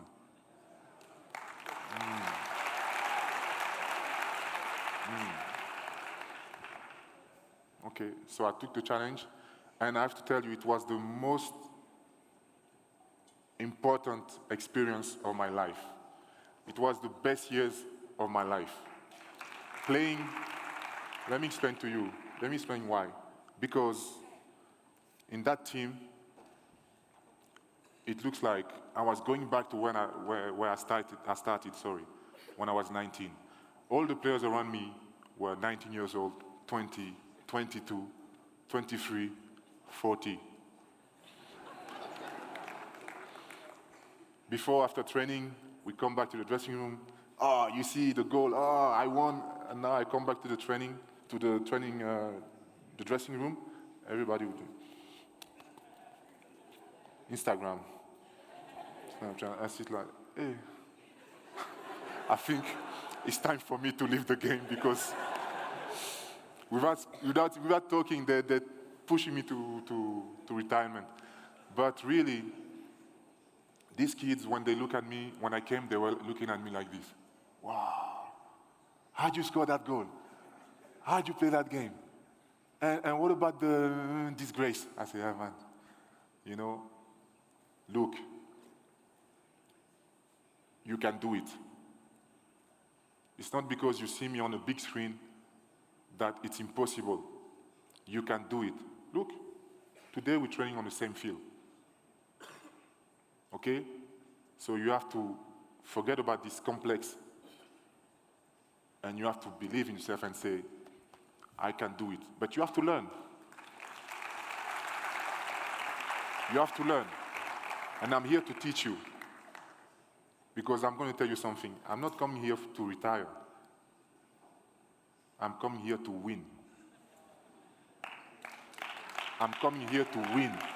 I need, when I hang up my boots, I need to put my boots and leave with a trophy. So you, I don't care, you're 19, you're 25, you, and you, please help me win and last trophy. So instead of coming and say, I'm going to show you how to do it, I said, guys, please, I need you. And there's no shame of doing that because alone you cannot achieve much. You can go somewhere, but together you can break a lot, and open a lot of doors. You use this, taking the lead to another level. And the first year we qualified for the conference final. And the second year, we won the conference final with the same team. And those kids, I was challenging the first year, the next year, the second year, my last year, they were challenging me. They were challenging me. Didi, can you do that? Boom, they give me the ball. Good. So for me, I was so happy because when I was young, I didn't have this chance. People believing in me. So I had to fight. I had to find my way. And it's like God gave me so much during those 20 years of playing football that before stopping, I had to give something back so I can live in peace. I think, and now I'm not playing no more, but they just broke a record in US, 20 consecutive wins. This is the first time in sports history in US, 20 consecutively wins. And I called them, I said, we have a group, I said, you guys are so stupid. Why do you wait for me to live to achieve that? But really, just to say that I'm so happy to be here, to share my story. And I want to finish with this. So I stopped playing, and while I was in this process, I met a lot of people. Like, oh, DJ, come, I want you to invest in this company, I want you to invest in that. And I made the wrong decisions. I lost a lot of money. Because I made the wrong decisions, because I didn't have the knowledge, I didn't have the experience. And meeting people like Amadou, Masai, at the time, Nelson Mandela, meeting His Excellency, Mr. Paul Kagame, I learned a lot being with them. Different skills, but I learned a lot. And the only thing I learned is that I need to educate myself. The more I'm educated, the less people can trick me. So that was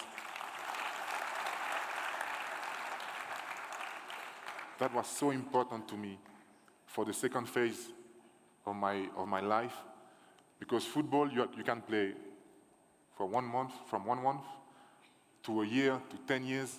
You don't know where it's going to stop, because you have to use your physique, your body, you run everywhere. But with age, I used to be fast. Huh? I used to be so fast. Don't look at me like this. I used to be good. I'm telling you. Now, throw the ball, I want to... Even my son can catch it before me. But I used to be good.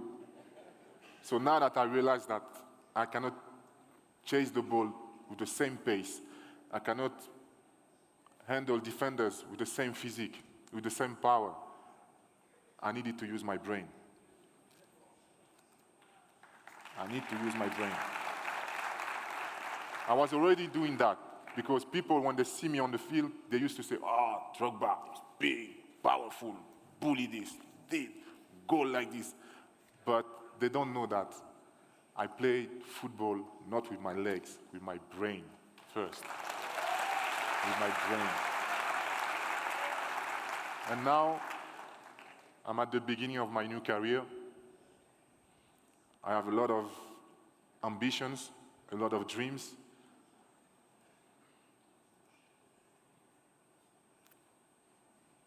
I want to do good for my continent. I want to do good for my country. I want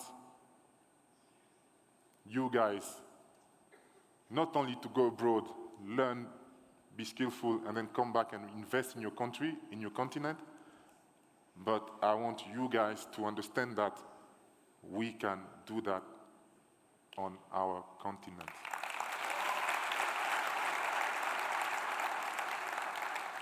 I'm not the first, and I hope I'm not going to be the last one. But if I can show the way, like my elders did, like Amadou did, like Serge Ibaka did, like not only sportsmen, but like I was going to say His Excellency Mr. Paul Kagame did, because look at your country. I was here in 2009. And your country has been through a lot of pain in the past. But how did you guys find the energy to rebuild? This is really fantastic. How did you get the you find the energy to rebuild the country? How did you find the energy to sit together? Only in Africa. Only in Africa. And you are an example. You are an example. And in my small experience, when Ivory Coast went through civil war, I used you as an example. So when we qualified for our first World Cup, with my teammates, we went down on our knees and begged for peace, for elections, for democracy. And you guys really inspired me to do that. Of course, Mr. Mandela inspired me a lot. Daddy, as I used to call him, inspired me a lot. But you guys inspired me, and I'm really happy to be back here 10 years later and to see the development of the country, to see that you guys are organizing Youth Connect Africa Summit, to see that you're an example for the continent, and to see so much diversity here. Thank you very much. I can stay here for hours. I don't want to go, but I need to stop, and if you have some more questions, I'm here. Thank you very much.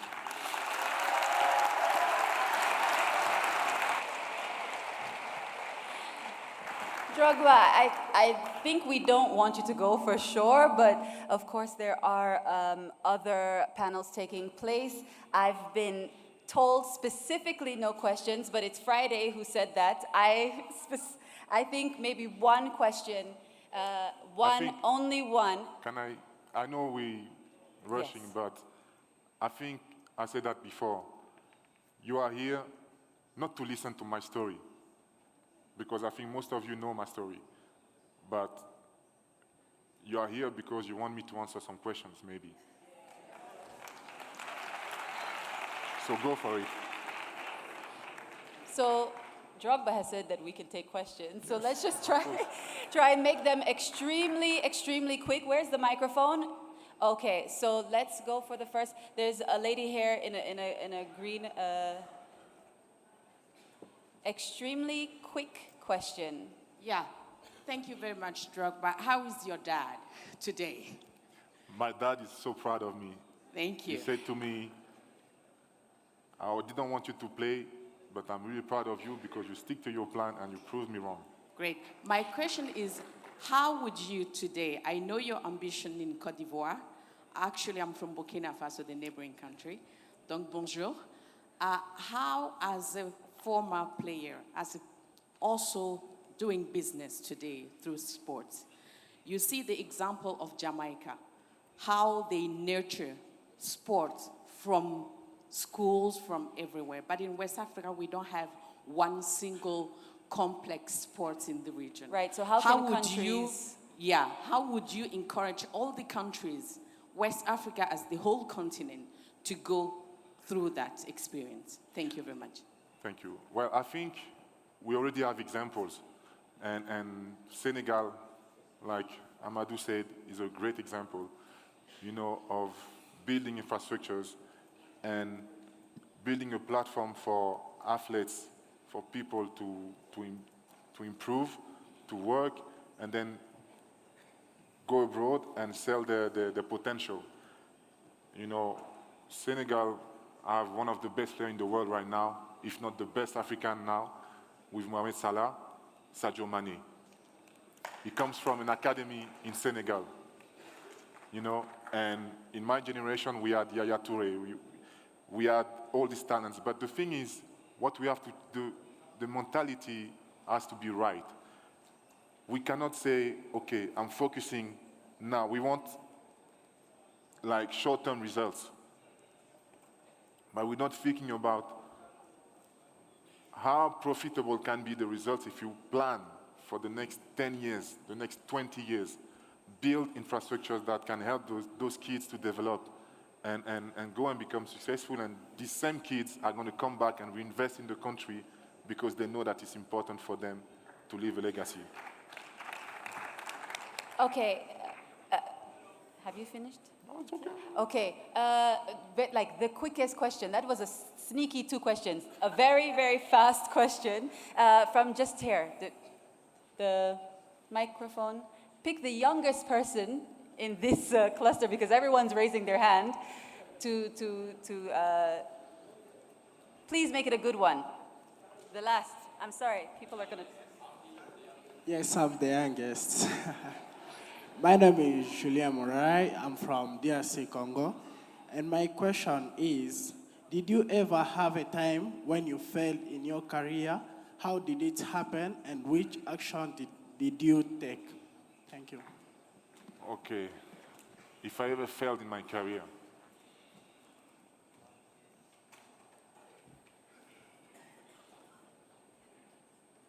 I never failed.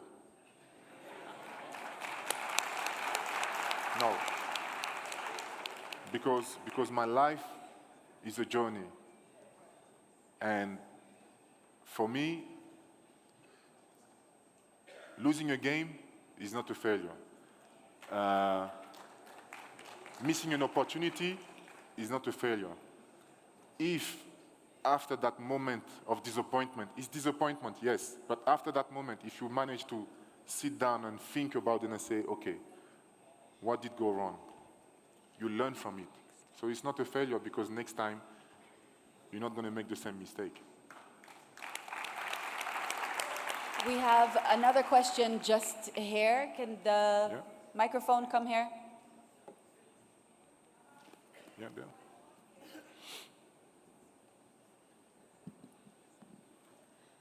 Hello, thank you for the presentation, Drogba.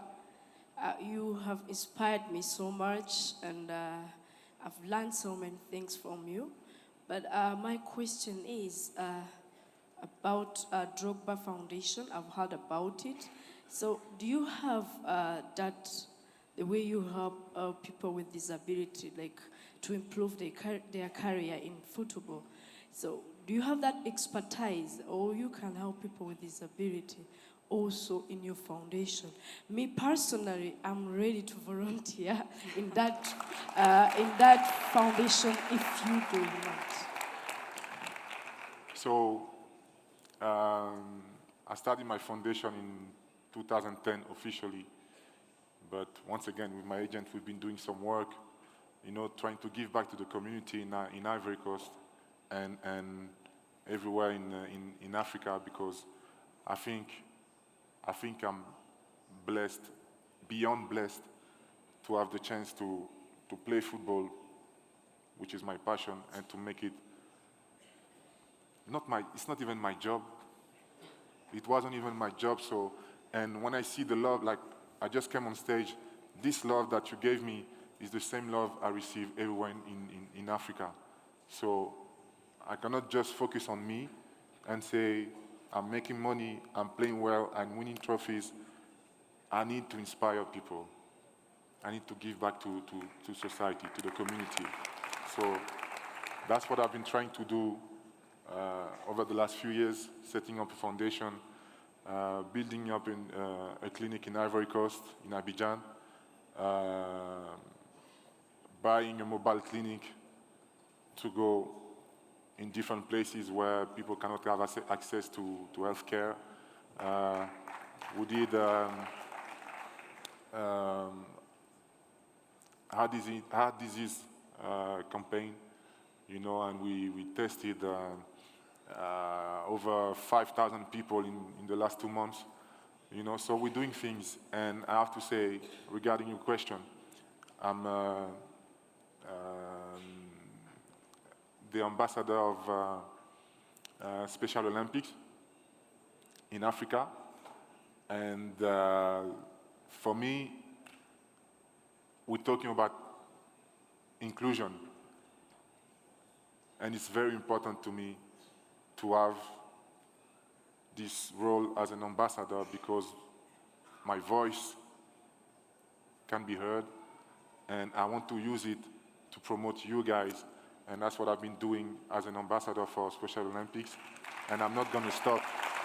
I'm not going to stop. I'm not going to stop. But can you also tell her she needs to turn her passion to profit? So don't volunteer, girl. Ask for a job. Okay. So let's take one more question. There's a question back there. Another, or is there someone already with a mic? Where's the mic? Where's the mic?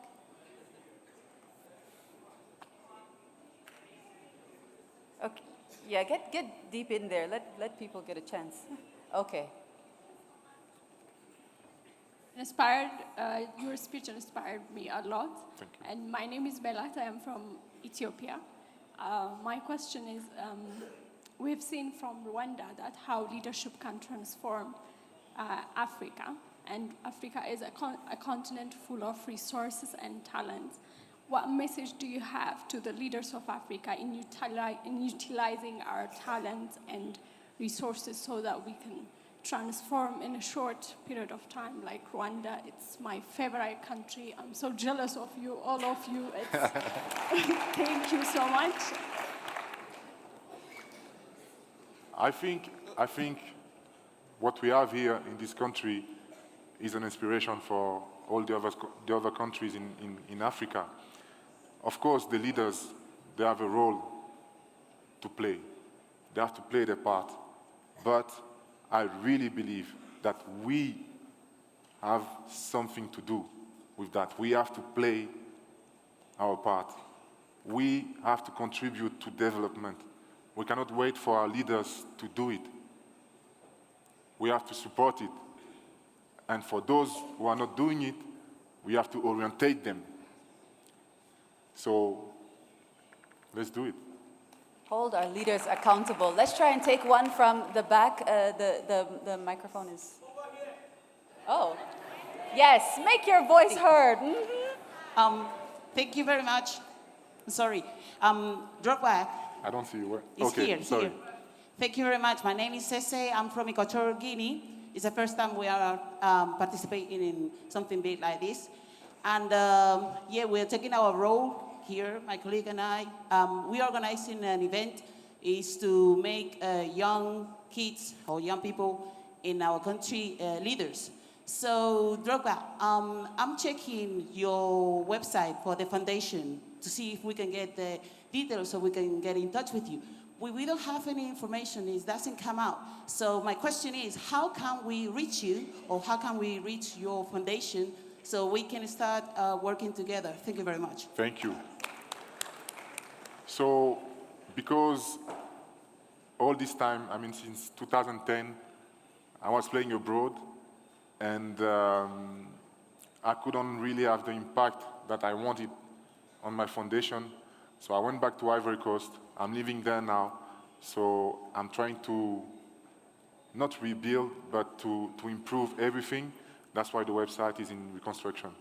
But I can give you a card so we can stay in touch and we can work with these kids.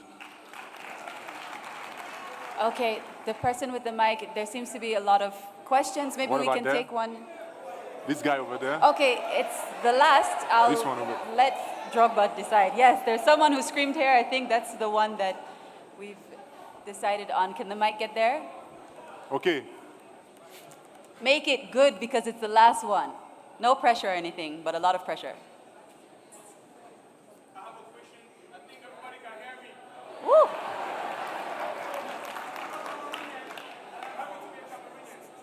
A mic is coming to you. I'm a youth, and then I have this question for you. I think it's a very important question because all youth here, we are supposed to be connecting. And I think we have a similar problem. That is, we have talents, we have passions, and we have our duties. So how do you manage to blend them all to produce what you have produced? Because actually, I'm someone that's very talented. I would like to say it loud. Cameroons are very talented. I'm very talented. I do music, I do dancing, I do art, I do a little bit of everything. But finding the blend between the duties, the talent, and my passions, I need to know how you do it so I can be able to copy your example and become a star like you are. So, this is a very good question. And for so many years, we've been thinking that the only places where we can shine, we can express our talents is Europe, America, somewhere else. But you are talented. I believe you. And I also believe that here we can create this platform to help you develop your talent. And I think this is what we have to all understand. We need to help each other. Everybody in his area, in his own capacity to make sure that this young man here gets the opportunity to explore his talent. This is what we have to do. So I think you also need a bit of luck. And a bit of luck, but I think you create your own luck. I think you create your own luck. You want to be, what do you want to be? I want to be a mechanical engineer doing the conception and the creation of cars, cheap for Africa and able to fly. That's my dream. Whoa. So you have to be in this environment to create your own luck. You will not find this going out in the clubs. You will not find it staying at home. You have to go, like he said, he called Amadou 100 times. You know, you have to repeat and again, you have to work until you get there. You have to believe, never stop believing in you. You get the opportunity. I got the opportunity like this. You would get the opportunity. He got the opportunity like this to meet Serge Ibaka. But when this opportunity comes, you have to seize it. You don't, like he received the call. Next day he was in OKC because he really wanted to achieve his dream. So that's what you have to understand. The opportunity will come. When it comes, take it. Take it. Right. You're welcome. I definitely don't think that one is one to miss an opportunity. So we are actually going to wrap up this session now. We have run way over time. I know. It's not me. But as we wrap up, I'd like to invite on the stage our other speakers, just so that we can close out properly. Carol Kahemera, can you come? Yolanda Garambe, Yassine Fila, please join us on the stage as we close out this session. And thank you, of course, to Didier Drogba, and of course also to Amadou Fall. Please also join us on stage as we close out. Maybe we can have just one photograph with everyone, please. Photographers, if you can come and take the picture of all of our speakers. Thank you so much for coming here to the Turning Passion into Profit, and hopefully you all will be coming back for all the rest of the sessions for the day. My name is Makeda Mahadio. Thank you so much. Have a great rest of your day.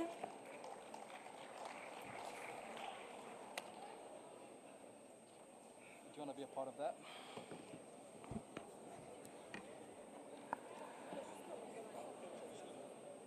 All right. And of course, Makeda had to jump in for a photo, yeah? One that is going to be memorable and probably also hung on her wall.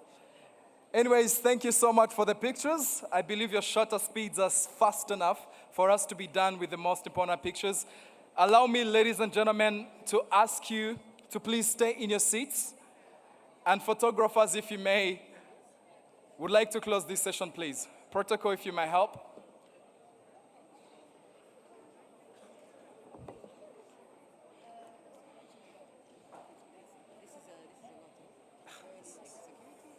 Hey, excuse me, we need to be off the stage.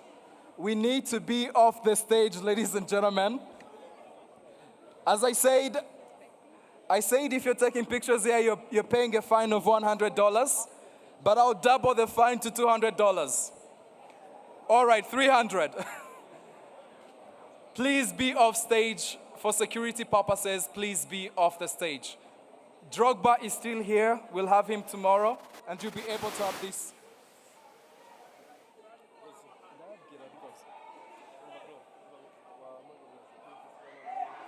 All right.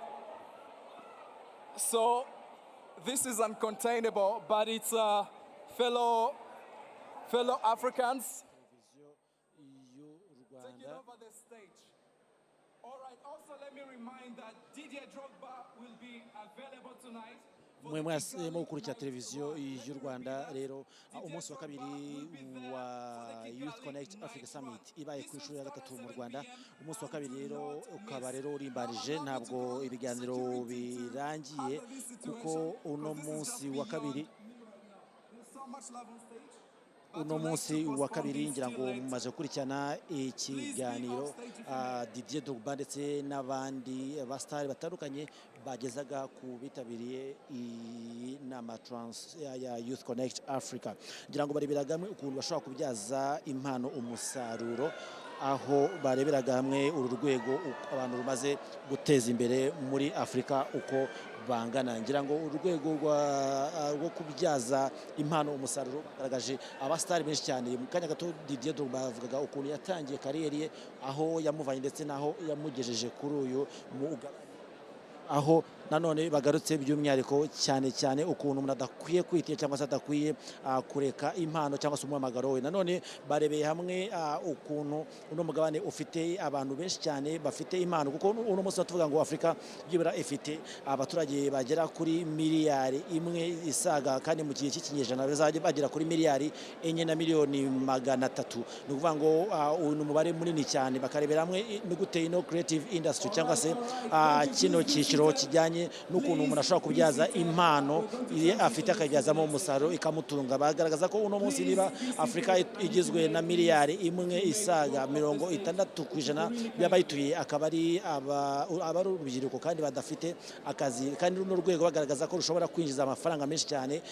Bakabashishikariza rero ko umuntu adakwiye guheranwa n'iya mpano afite, agakwiye gufata iya mbere. Nicyo kiganiro cyari kirimo ahangaha Didier Drogba asangiza urubyiruko rusaga 4,000 ruteraniye ahangaha, ababwira ukuntu we kuva ku myaka 6 yasize ababyeyi be akajya mu Bufaransa, aho umunsi kundirwaga arira kuko atari kumwe n'ababyeyi be batamureze kuko yagiye gutangira ubundi buzima. Ati ngewe nakuze nifuza kuba umuganga, ariko ntabwo byaje gukunda, ahubwo byaje kurangira nisanze muri football. Uno munsi akaba ariyo inamutunza. Ati naje kugaruka rero mu gihugu cyacu Ivory Coast kugira noneho ntangize fondation yitiriwe Didier Drogba. Ati uno munsi ntabwo mukwiye kwicara, ntabwo ari wenyine n'akaho nawe nuko, ndetse n'abandi bose bagize icyo bavuga nka Yolande nawe yakomeje kuvuga ukuntu nawe mu kwirukanka yatangiye ari uwanyuma mu itsinda yabarizwagamo, nyuma yaho aza kuba uwa mbere.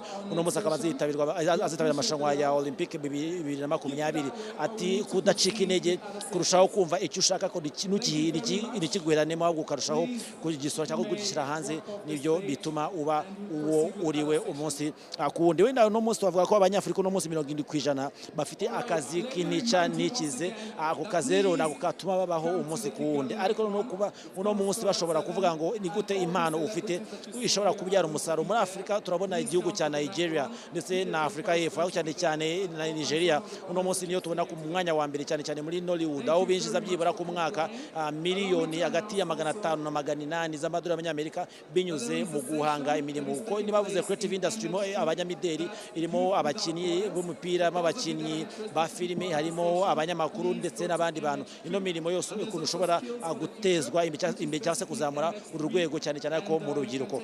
Iyi ni Youth Connect Africa ibaye ku nshuro ya gatatu hano mu gihugu cy'u Rwanda. Televiziyo Rwanda ikubereye ahangaha muri Kigali Convention Center, tuzakomeza tubagezeho uko ino gahunda izagenda. Nagira ngo uno munsi none hateganyijwe Kigali Night Run, aho baza kwirukanga cyangwa se baza gukora urugendo rutari rutoya kugira ngo bazenguke banarebe na Kigali nimugoroba ku matara meza acanye, ndetse banahumeka n'umwuka wo mu mujyi wa Kigali. Nabyo biraza kuba uno munsi nimugoroba hamwe na ekipe ngari ya RBA. Turacyaranga muri Kigali Convention Center, aho dukomeza kubagezaho uko Youth Connect Summit ku nshuro ya gatatu irimo kugenda i Kigali.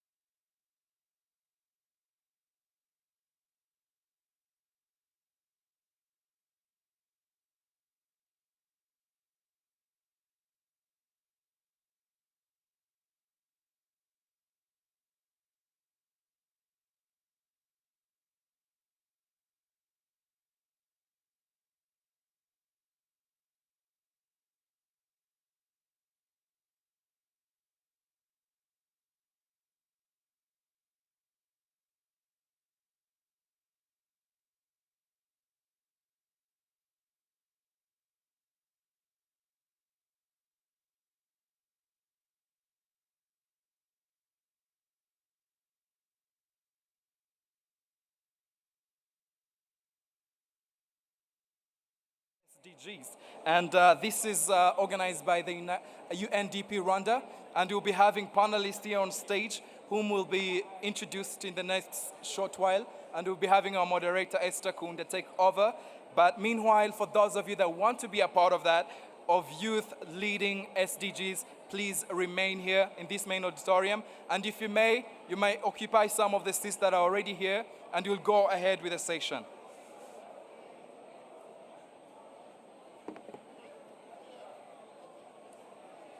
Youth leading in SDGs is the next session that is taking place here. If you're interested in being a part of that, please remain in this main auditorium. And if you're remaining, please be seated. We need to begin as soon as possible. And the protocol team, if you're around, please help us get people seated here. The people that are standing need to get seated. Protocol team, if you're around, please help us with that.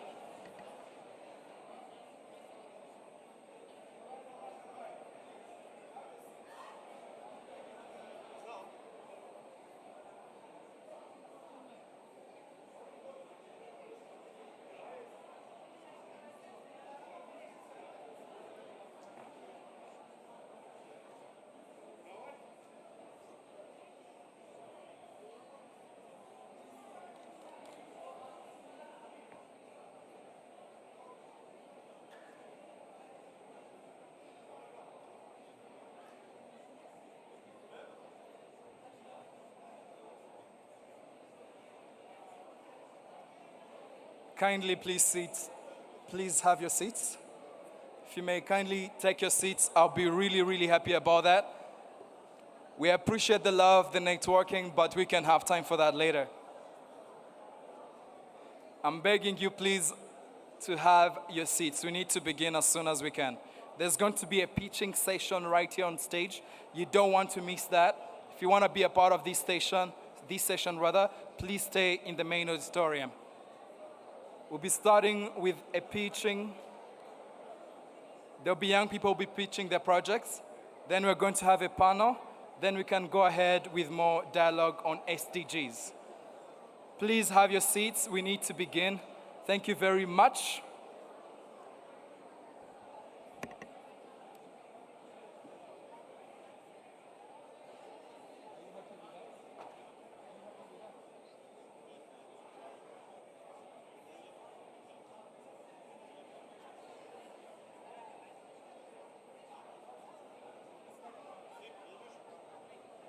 For those of you that have seated, please clap for yourselves. You're very gentle people. I want us to do this. Can we clap for the people that are standing for them to sit down? Can we do that? Let's clap for the people that are standing, yeah?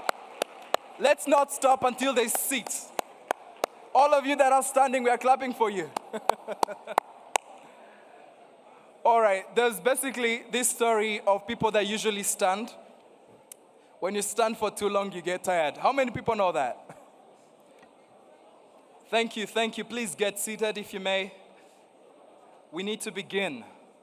Youth leading in SDGs is the next conversation in this main auditorium. And we would like you to be a part of it. There's going to be a pitching session, there's going to be a panel, and there's going to be basically a conversation going on as well. So if you may, those of you that are standing, please have a seat. We need to begin. Thank you.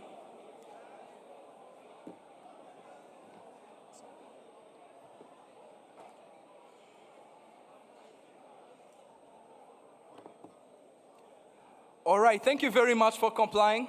We're starting our next session, which is basically youth leading in SDGs, designing their desired future. This is a conversation that we believe has to do a lot with SDGs. How many people know how many SDGs there are? How many are they? Thank you very much. When were they enacted? Well, thank you very much. So basically the SDGs are 17, and they were proposed and enacted in 2015, if I remember, and they have a mandate of about 15 years. But we'll get to learn more about that in the next session. And allow me, without delay, ladies and gentlemen, to basically ask Esther Kunda to basically come here and start this session officially. Ladies and gentlemen, if you may put your hands together for Esther as she takes over the session. Thank you very much. Thank you, Friday. So first question, who's a fan of Drogba? I want to see me, like hands. Say Drogba if you're a fan of him. I want to see, so you were making ruckus here and there. I only had two voices. Who's a fan of Drogba? Who's a fan of Drogba? Who's a fan of Drogba? Okay, come see him tomorrow morning. He has another session. Right? So I think you've heard of some of the interesting conversation that were happening this morning. And as young people, most of us are young people in the room, we are contributing and trying to contributing to sustainable development in our country. So this session is called Designing the Future, Youth Driving Sustainable Development Goals. So my name is Esther Kunda. I work at the Next Einstein Firm as the Policy, Innovation, and Community of Scientists Manager. And really what we're trying to do at the NEF is build a network of young African scientists aspiring to create a unified African scientific identity with the aim of contributing to the development of Africa. So thank you, UNDP, for having me as your moderator for this session for the second year. I look forward to also come back next year, probably. Anyway, so with no further ado, we have interesting entrepreneurs as well as policy experts for this next session. And as the title says, it's Youth Driving SDGs. So we are going to hear from 3 entrepreneurs from across Africa and hear what they're actually doing. So with no further ado, I am going to call upon Mebo Suglo to come on stage and tell us what she actually does.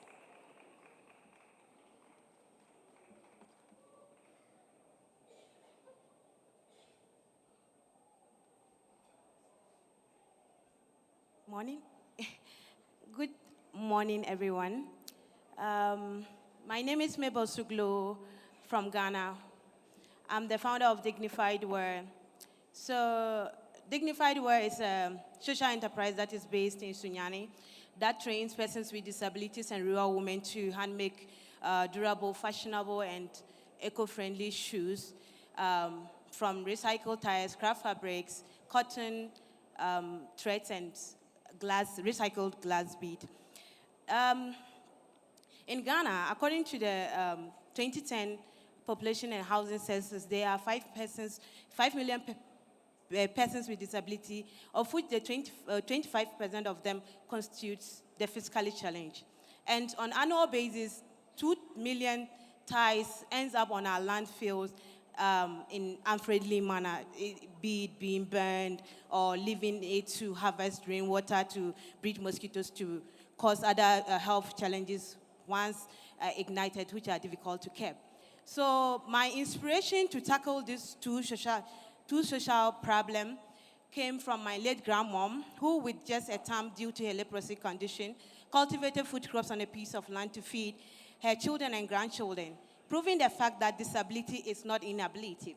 So her bravery and courage fires me up to give decent livelihood and economic growth to persons just like grandma, thereby, first of all, providing them with the resources and needed platforms. So we have trained and employed 10 permanent staff, and then with indirect impact on 100 beneficiaries, and we hope to have retail outlets in the European and American market someday. Thank you. Thank you, Mabel. And we'll hear more from you from the panel. Now our next speaker is Alhaj Sirajba from Sierra Leone, who also has an interesting company. Please, Alhaj, come and tell us about your company.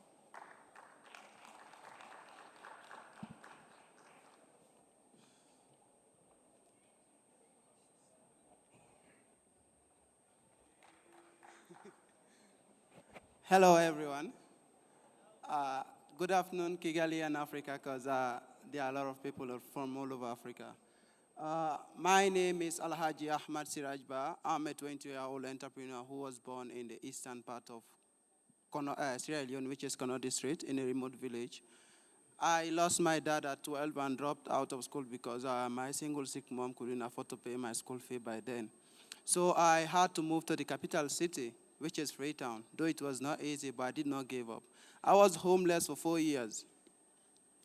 And I did many jobs for survival, which is exchange for food. I was adopted at 16, which is 2016, and lost my adopted parent in 2017 during the mudslide disaster in Freetown, which claimed hundreds of lives and thousands damage. So I had to start all over again. I secured a job in a pure water factory, and I found out the huge plastic waste generated by these factories. I then used my savings, which was $20, to start a paperback company for product packaging and alternative reusable bags. And I later then ventured into coconut husk briquette, which serves as an alternative for burning coal, which is environmental friendly and smokeless, then burns for hours longer than normal charcoal. That way, 70 trees that are being cut down and burned for charcoal production. Today, I employ a company I started in 2018 January with just $20. Today, I employ 8 people who are earning a living from my own company.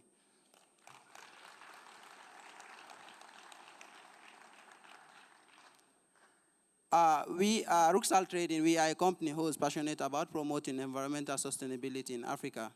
Our products are channeled toward creating impact in society as they are created to protect the environment, to promote green city, reduce plastic pollution, and promote young entrepreneurs in our society.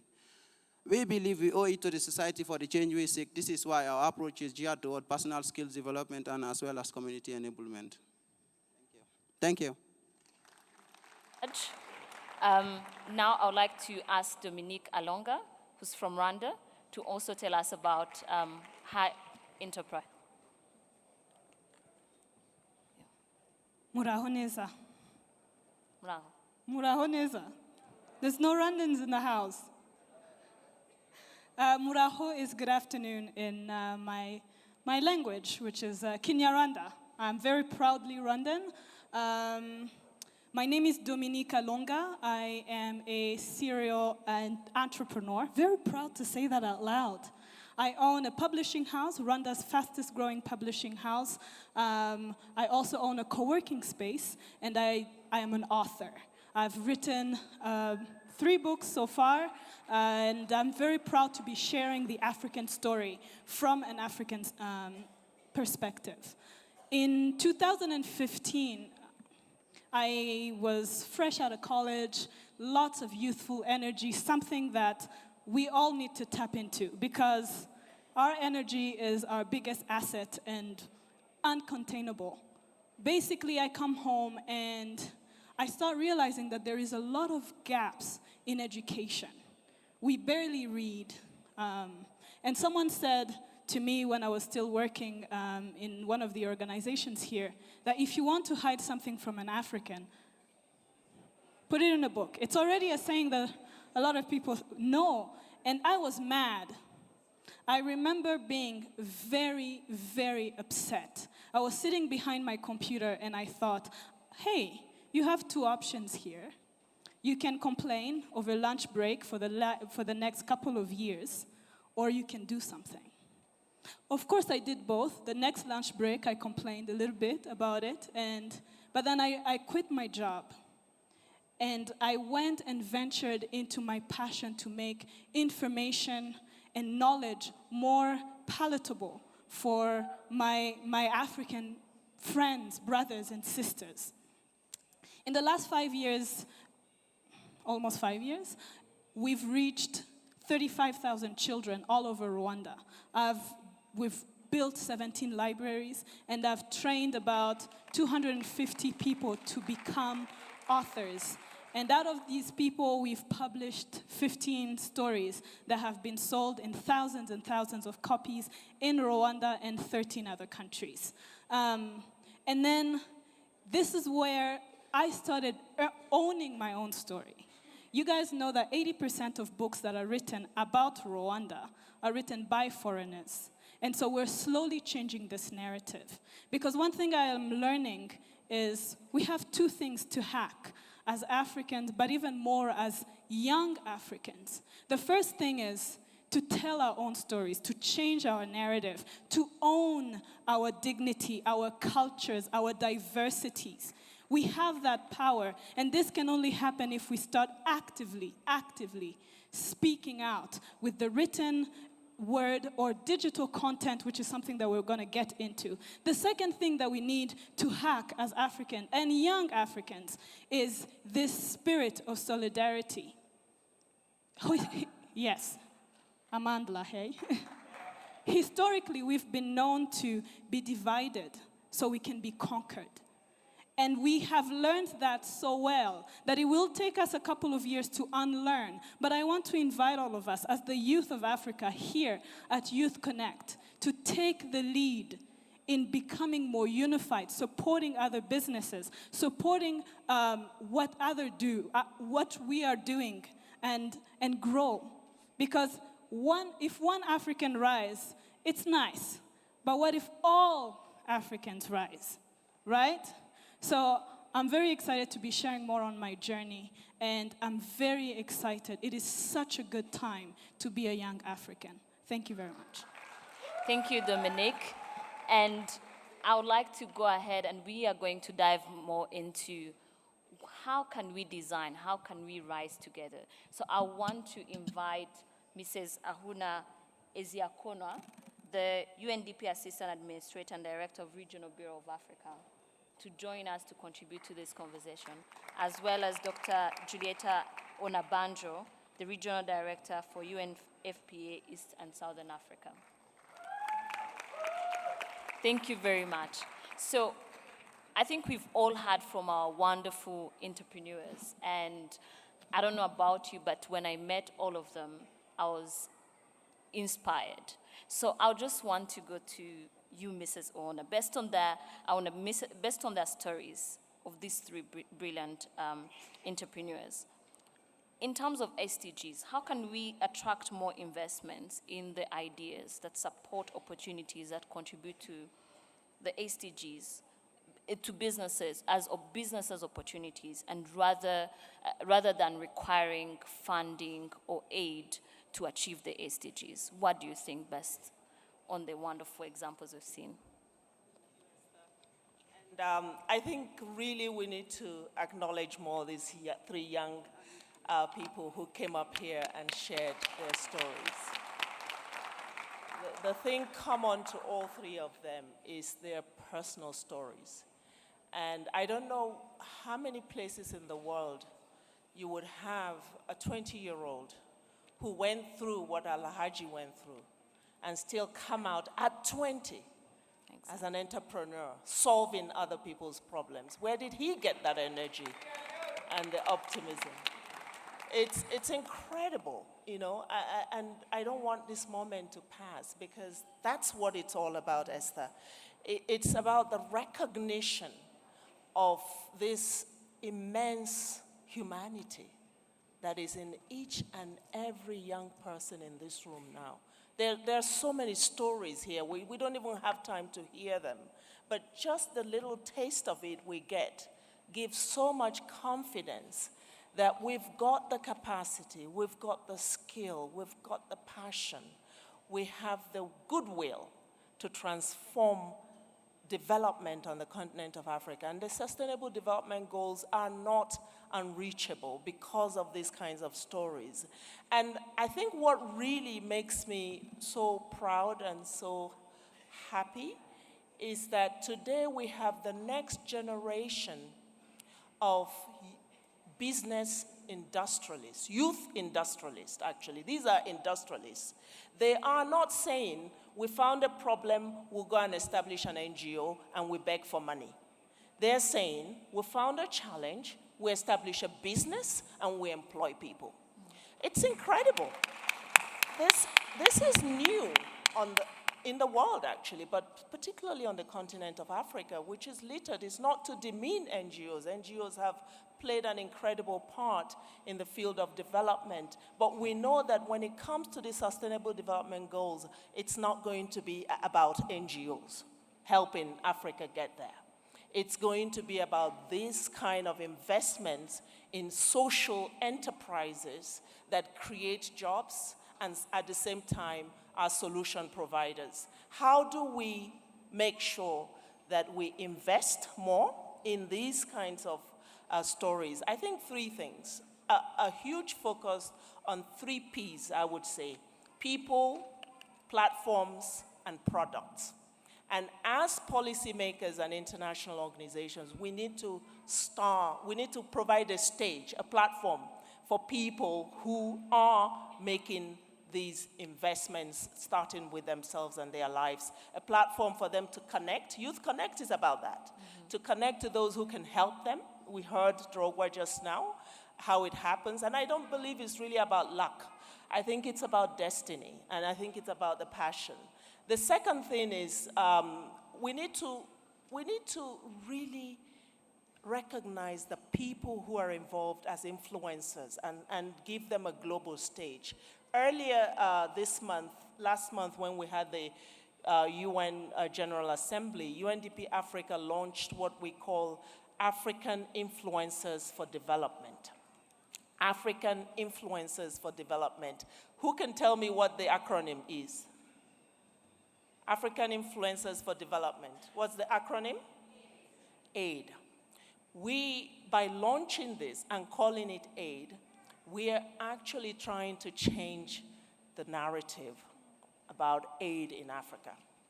That it is about the likes of Dominic and others who are saying, as an African, I have the confidence, the courage, and the competence to change the conditions around me. There are so many of them, but still, we consider Africa as a place that only receives aid from outside because its people are incompetent and not able to help themselves. So we're creating a platform that allows us to put that visibility on the strength that is coming out of the continent, the purposeful engagement of young people who are turning the SDGs into $1 trillion business. It is actually $1 trillion business proposition. And we will provide that platform for that engagement and the connection and the linkages. As part of the products, I talked about 3 Ps, people, platforms, and products.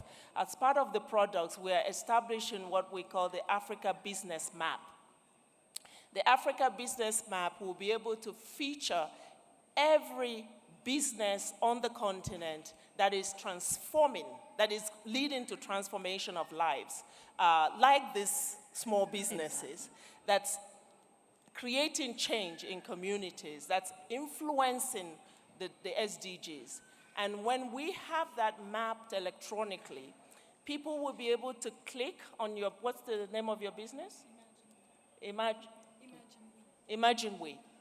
They will be able to click and see exactly from anywhere in the world what investments they are making in which area of the SDGs. And if there is someone sitting in Brussels, a big business that happens to want to capitalize on a small business that has an SDG transformation agenda, they will have the immediate connection. Nobody needs to go searching for it. The information will be right there in front of them, and they will be able to contact Dominique and say, we understand that you are influencing in this area. That's also our interest, and we'd like to support you. So that's one of the tools that we're developing that can help with making these investments a business proposition. Thank you very much. And I think that is a very, very crucial thing. And if I come to you, Dr. Onabanjo, one thing Mrs. Aona said is, how do we, the humanity of young people. Africa is a young continent. So how do we, what kind of investment do you think we should make in our young people to foster creation of opportunities and businesses that contribute to SDGs, and especially that take advantage of all the opportunities that Mrs. Aona is talking about? Okay, thank you, Esther. It's just amazing. I always say that I think we did something right when I hear people like you, Dominique Alaji, and my dear sister from Ghana, that indeed, you know, as I guess, and I'm talking as an African mother,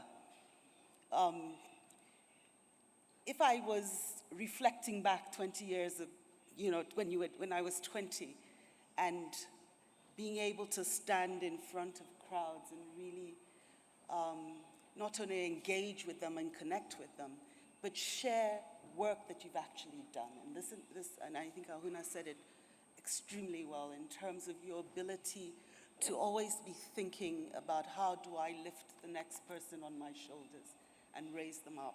So I really think you're all magical. You're all young people of Africa. The 420 million of you are really excellent. And I do believe that we have reached a stage on the continent where there is a recognition of your place and your position as young people. And it is important that I think this is the opportunity that we seize to walk with you, behind you, support you, to get you to where the future of Africa's prosperity lies. So I really want to just start by really appreciating where we are for Africa's young people and appreciating the determination. And I think this is the shift that the development world has had to make in terms of the shift in thinking from a funding. We throw money at the solution. They have challenges, they have needs, so we give them to, or charity to, and this is your conversation around aid, to really investment.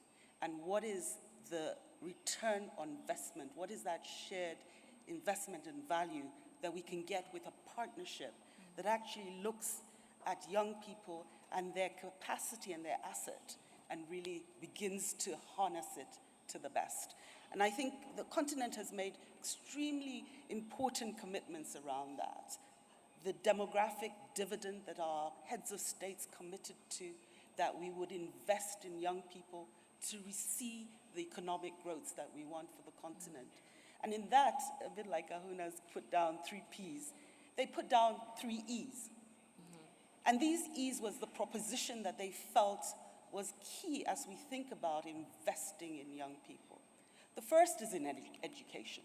And I think we can't get away from that. And I really appreciate Dominique thinking about Africa's education and what does it need to be, where does it need to be at.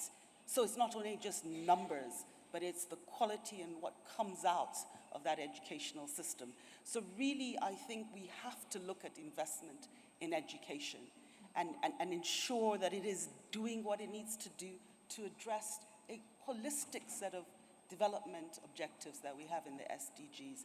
And we're not doing enough of that. And the quality of our education is much to be desired. But also, particularly for the girl child. And tomorrow we will celebrate the International Day of the Girl Child. What tends to also happen is there are many reasons why she will drop out of school. A lot of that is due to choices, to information that she gets, and through inequalities that we still see. So inequality wasn't one of the E's, or equality wasn't, but education is. And I think that's where one of the things we really, really need to look at. The other is in relation to this whole issue of entrepreneurship, what we're here for. Because I think it's not only employment that we need to look at, and I think what I'm really glad about is the fact that we've shifted this conversation around to job creation, but to what you are doing to create jobs. And I think this lovely shift and packaging of not only job creation, but how do young people actually indeed create the jobs and not expect it to come out from government. So that is an important E, meaningful employment, and I know that we have the Africa Development Bank and a number of initiatives that are looking very specifically about entrepreneurship skills and what we can do. And the other one is really in relation to empowerment. And I think that we see over and over again how young people are becoming more empowered. And that requires, I think, an enabling context to give them that courage to feel that my empowerment can drive something. And I really think that that's another place we need to invest. We don't invest enough in it. We don't invest enough in those, and UNFPA does it well in terms of our strategy. We have a strategy called My Body, My Life, and My World. And it really looks at how, through networks and through opportunities that we can create for young people to take leadership roles. My representative is sitting here, and he has an initiative in his office where he switches roles out with young people.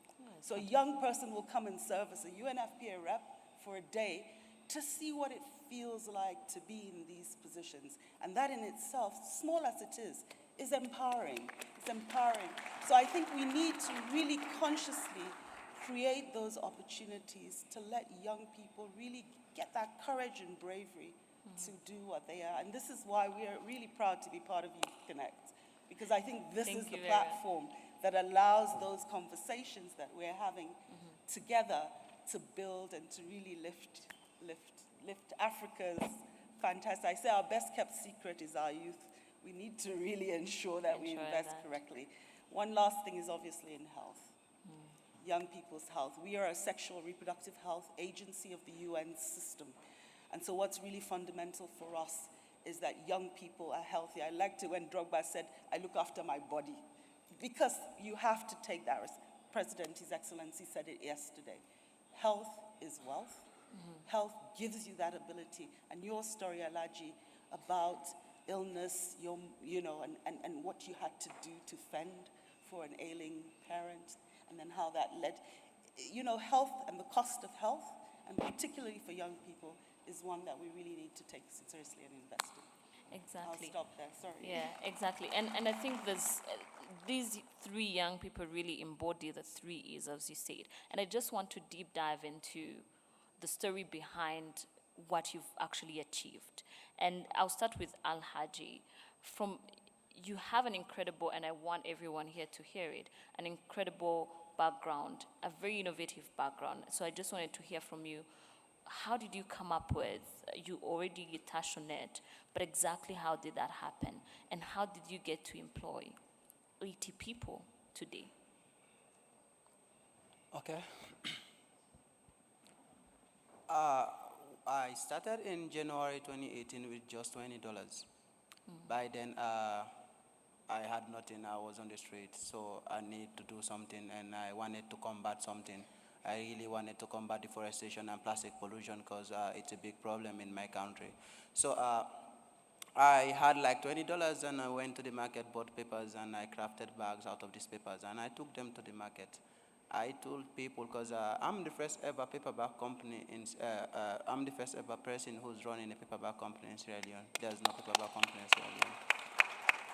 So I took these papers to people. People don't even aware about what is happening with this plastic. And I told them, hey, this is paper. This is paper bag. It's environmental friendly, and it costs a little bit more than the plastic bags that you're using. People are like, we don't care. Oh. This is not so you do.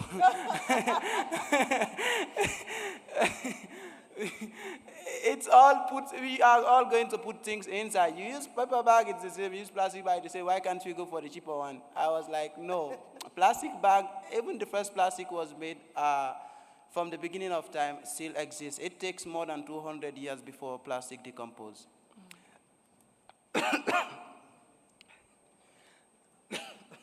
So I took them to the customer. I produced around 100 bags. I took this bag to the customers, and I had like 60 to 70 people that I took the bags to. So luckily, after 1 week, I got my first order, which is 1,000 bags. I worked 16 hours a day, 7 days a week to produce these bags. I produced them alone because before ever producing these bags, remember I took all the $20 I had, I bought the materials and then produced the bags. So I went back to the customers and told them that, hey, this is our policy. You give us 50% of the total cost, then after producing your product and being delivered to you, you give us a 50%. Because I had no money, so I had to be smart. So we started that way. We are still using that policy right now. 50% after your work is done, you have your 50. You pay us around 50%. So few months after that, I saved a lot, and I was able to venture into into briquetting company, Coconut House Briquette, which is smokeless and burns 4 hours longer than normal coal. A little bit expensive than charcoal because we packet them also in paper bags. I can be able to combat plastic pollution by producing paper bag and produce charcoal and still packet them in plastic. Normally, that's how they packet them in my country, plastic, but I use paper bags. And they are being displayed in supermarkets. So later, we kept on adding, maybe every 2 weeks, we get one worker. So today, we have around 88 workers because we have 3 departments. We are running paper bag. We are producing also the briquette. We are also into farming. I have around 10 acres 10 acres vegetable, doing 3 acres 3 acres carrot, 3 acres pepper, and 4 acres cucumber. So I'm also into poultry. So that all consists around 88 people, and we have been donating to schools. I had this project we donate 20% of our revenue to schools, so that because you can even see my English is not that too good because I'm a school dropout, so I don't want any other kids to experience what I went through, so we donate, we had this project where we donate 20% of our revenue to renovate schools. We have done that to 2 schools where I work right now, where my farm is located, and we also donate solar to the village wherein people can be able to study at night because there have never been a solar in that village since the beginning of time. So thank you, Alhaj. And I don't know about you, I keep getting inspired because I've been with these guys for the past 3 days discussing most of their businesses. And I want also again to build on what Alhaj is talking about. If you hear the story of Mabel, really dignified where it is dignified humanity. So I just want to come back behind the reason for your idea and the people you're currently, the reason why you actually created the business and the different challenges you've been having, you overcame really. Okay, so my business, from what I shared earlier, is from it's a legacy I'm building in honor of my late grandmom, because even though I was always with her at home as a child, I didn't really get the opportunity to say a very big thank you to her. But thanks to her, today people like herself are able to make decent livelihoods. Because I'm not sharing this because of like the leprosy condition or like so that we have that sad feeling, but I just want you all to feel proud of her as that African woman that defied the odds of being stigmatized and marginalized as at that time to do something worthwhile with her life, and proving the fact that we are not limited in any other way except in our mind. Because whatever we purpose our heart to do, we can actually achieve it. And then the beginning of Dignified Word, and then the more years to come would actually attest to this fact that whatever you need to do, you actually have it in your hand. Because we as African youth are used to complaining a lot about our problems.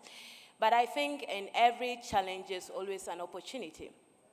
So we should always look out for the opportunity in it, because these persons with disabilities are just normal people like you and I, and they are able in other ways, because these people have been able to make shoes that we just shipped to New Jersey for an NBA player, just like any other shoe company can do in Ghana.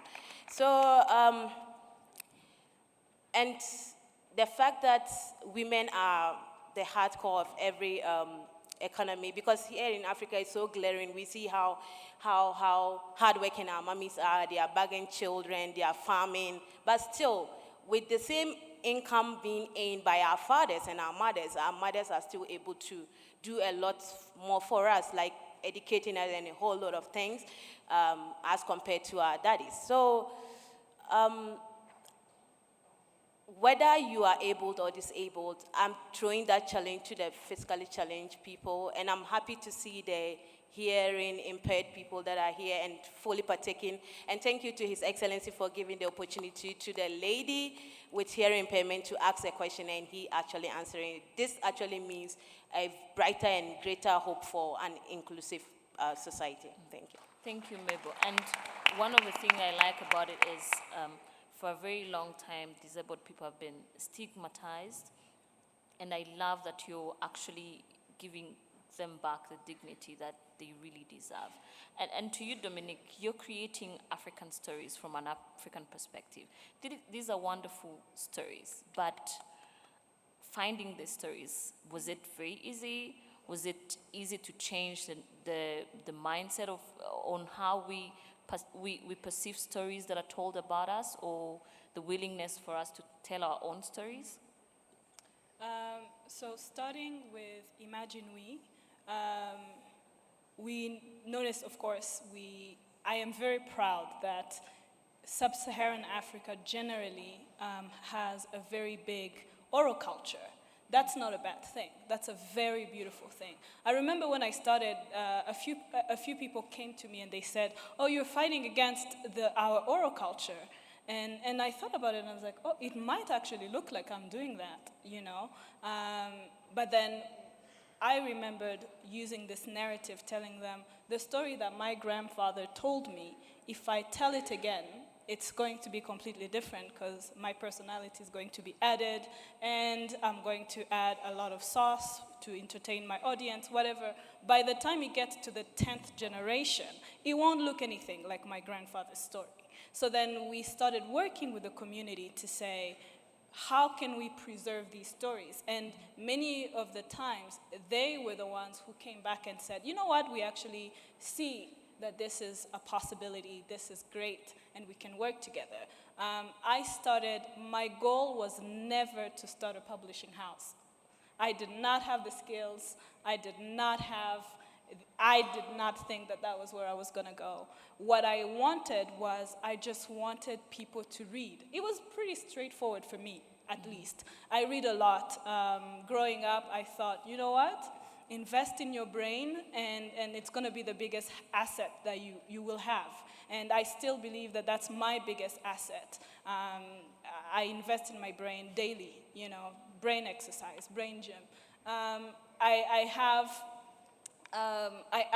thought this is such a great tool that a lot of us are taking for granted. I grew up in a culture or a society, my extended family, where we listened to the radio and accepted what we were told. We weren't very. I didn't think that we can question. I just thought, if someone said it, they said it. But then it took me to go around the continent and the world to notice, you know what, you can actually question and say no, and say, no, but I don't think so, So I wanted this spirit to be even more accepted in my culture. So the idea was just, hey, let's get people to read. I wanted to partner with the public library to incentivize reading, to incentivize education. So we thought, if we create a software where we could track how children are reading, and from that software, the highest readers can get a scholarship, let's say, from a lower income school to a higher income school, then they would feel, motivated. Or if we say, okay, so for every child that reads up of 1,000 pages, they can be afforded healthcare mutuelle for about 5 years or something. I just wanted to see, how do we merge a need with this thing that people are like, if I can fight for bread, why do I have to fight for a book? So how do we make sure that they merge in a way that worked? So obviously with hurdles and challenges, the library thought it was a bit too complicated as an idea,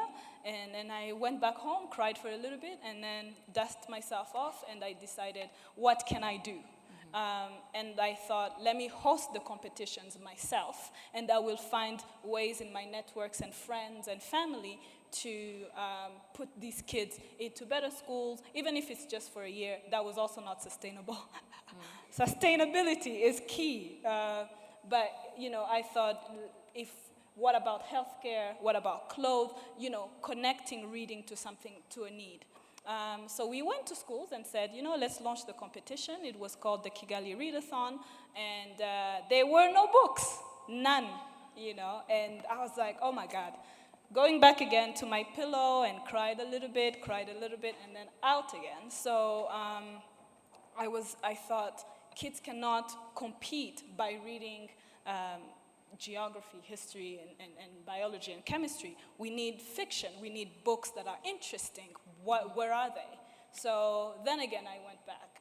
I raised books. I had this insecurity because growing up I heard, Africans, we are corrupted. We eat money.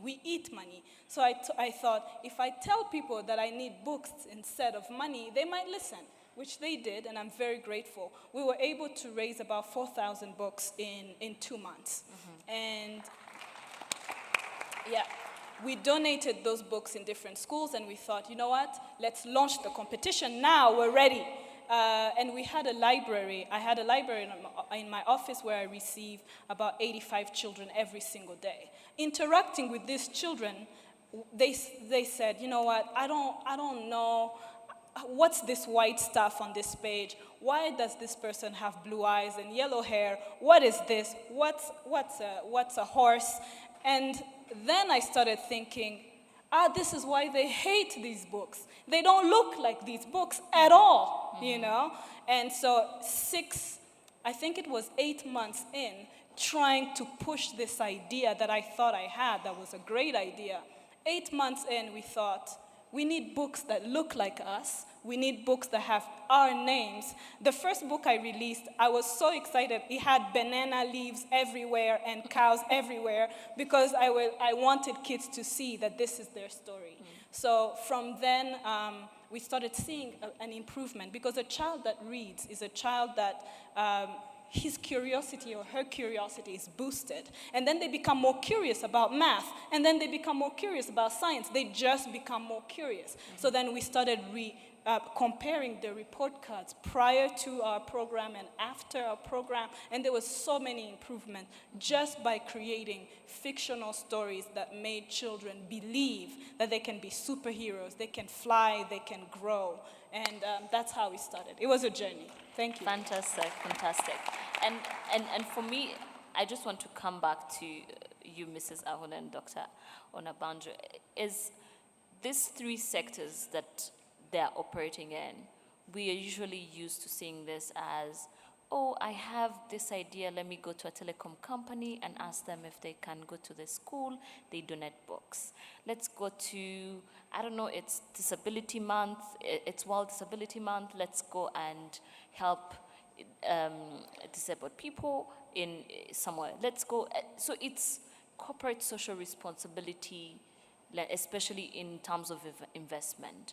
It's not really actual business ideas. So we've talked about how do we align this as business opportunities, but then how do we also strengthen how we look at all these sectors, especially that the SDGs are addressing most of these angles, to make them look like they're business opportunities and you're actually socially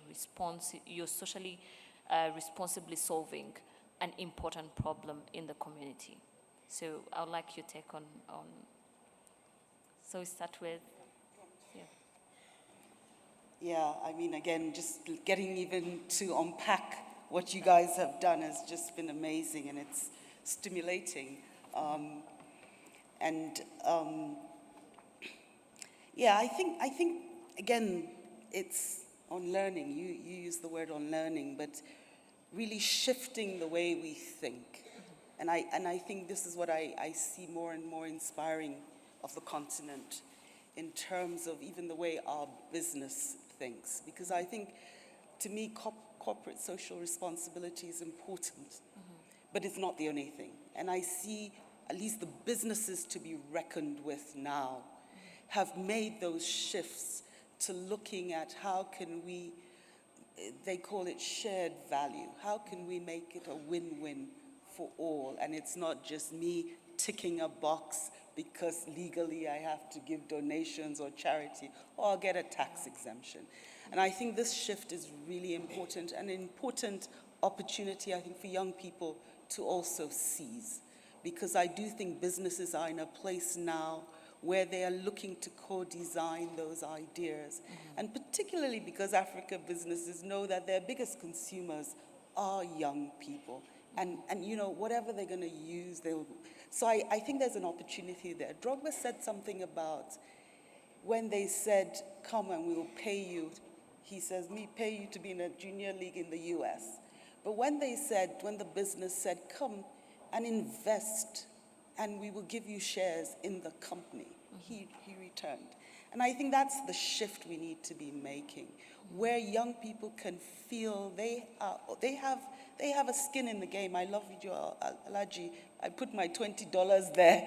You have to be able to bring that. And I think more and more as companies see that there is an opportunity to work with young people, but also to leave skills. And I think the bottom line is about capacities.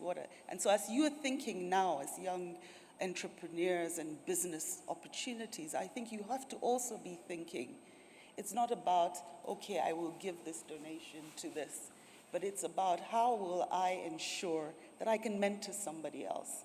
And this is one of the excellent things that we've learned. Again, UNFPA are very focused on sexual and reproductive health of young people. And so our innovation and our work through the iAccelerator has been really working with young people to tell us how best can their startups actually develop and deliver that social good. And in a way, they've helped us understand it's also not just about the mentorship and the little seed grant and the connection that we can make and the hubs that we use to further gain. But it's also about giving us that share in what you're doing. Yeah, and really bringing those two together and marrying them to take us to a greater height. And we're seeing that in the next generation of our iAccelerators, that it's not just about that. And in fact, we've changed the word from mentorship to actually proteges. How do we, because you guys have inspired me just as much as whatever we can do as a UN system to make it happen and give you those platforms. So it's a win-win situation, and we need to start as young people looking for those who will not just teach me, but actually we can teach each other and grow it together. Exactly. I'll leave it at that. And I think Julita is so right. Here we're talking about the money aspect, right? The financing and the investment. But I think it's actually beyond that. It's also about the dignity. There is a difference now between someone like Alhaji, who invested his $20 and became a businessman, and someone else who is sitting in some refugee camp or who is sitting on the streets and begging for resources. He has, by investing himself and becoming himself an investor, his level of confidence and dignity has just more than tripled. And his level of productivity as a result has also tripled. That's why it's very important that we recognize the value of the shift from charity to investments in a business proposition. The SDGs will not be about charity. That's why they're universal. Of course, if we have a big disaster, the world must come together and be in solidarity to support those who are affected by that disaster.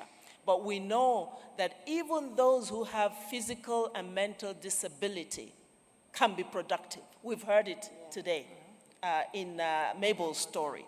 So why do we condemn people to a life of just being on the receiving end and never being able to exert their own influence and feel that dignity of being alive and making a contribution as a citizen?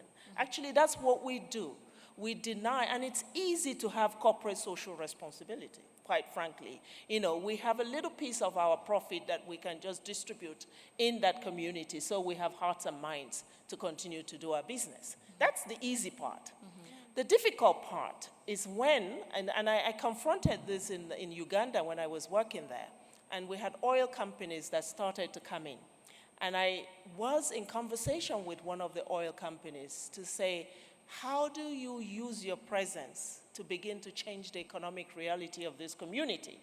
And this CEO of that company said to me, oh, we've got a really great idea. We're going to bring solar lamps into the community so that the kids can study at night, because right now there's no electricity and they're not able to study. And I said to him, rather than import these solar lamps, have you considered establishing an opportunity for the local communities, for the young people, to start producing those solar lamps? Because that is what is going to assert and reinforce their dignity and their humanity. And it's what will create business opportunities. So it's not, there's a dead end when you just give it. It's a dead end. Somebody else, you're actually just creating business for some other part of the world.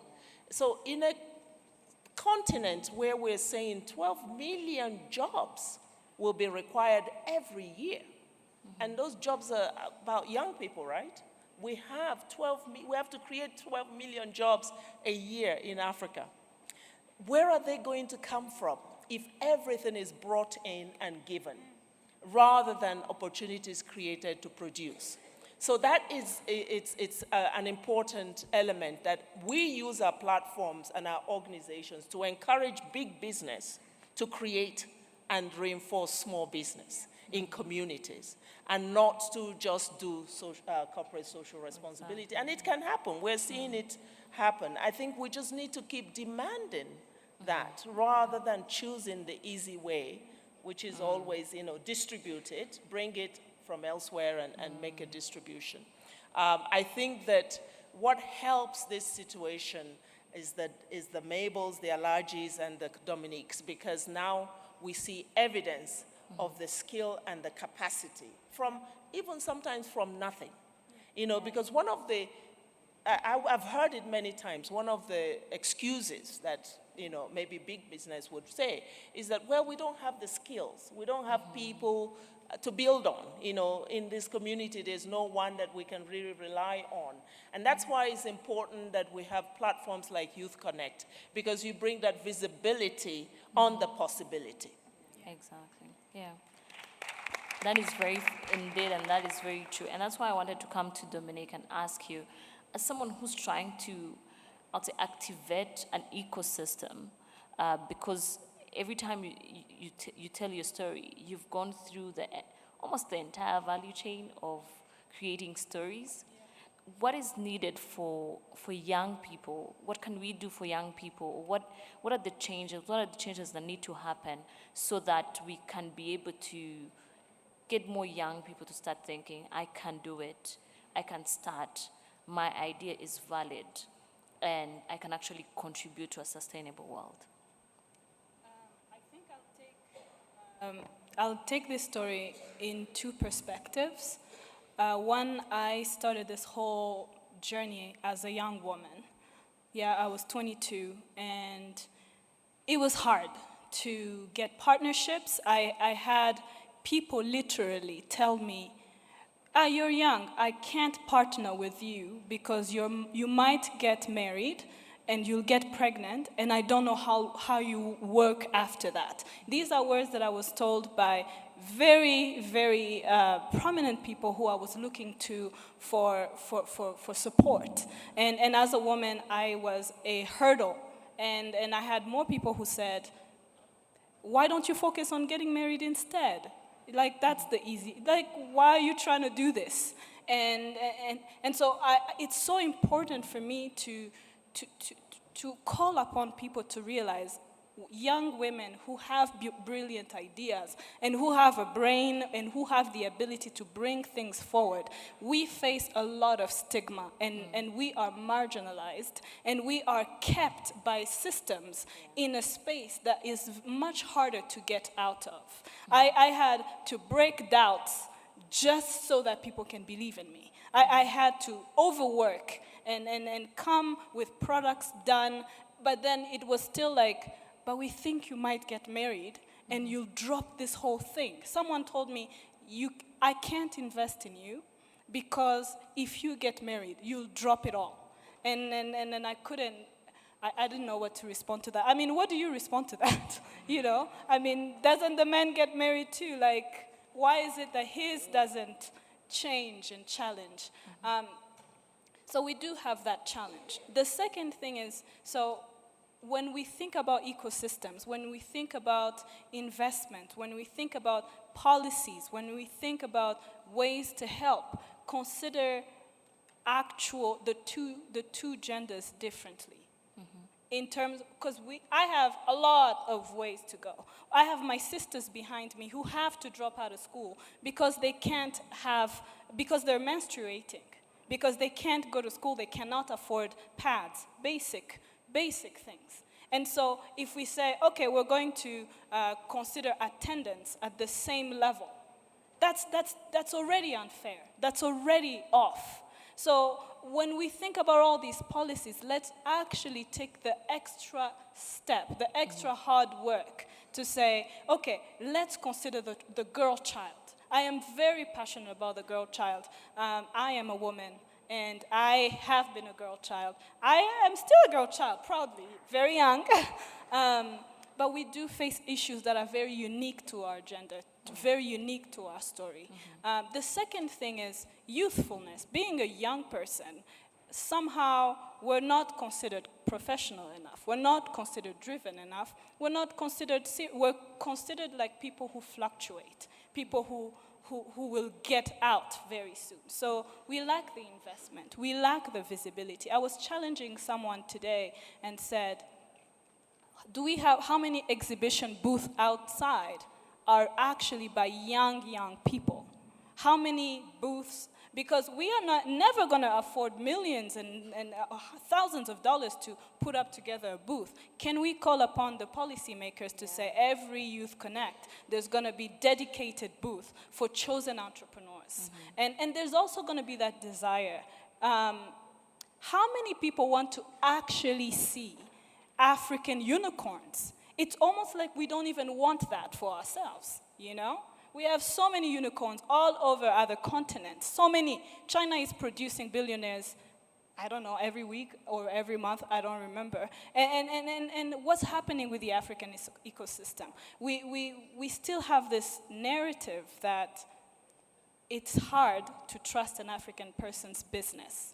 It's hard to invest in the African person's business. So we don't invest in each other, which makes us not endorse each other, which makes us stick to a small-time market. And we will never be able to export our ideas if we don't have the necessary endorsement first, and investment, and continued mentorship. I have been part of I Accelerator. We need today, yes, we are part of the accelerator, but are you still with us in 5 years? Are you still as invested in the ideas that we're putting forward, the challenges, all the help that we need? Because it's not going to happen after we hold up the big check. That's the beginning.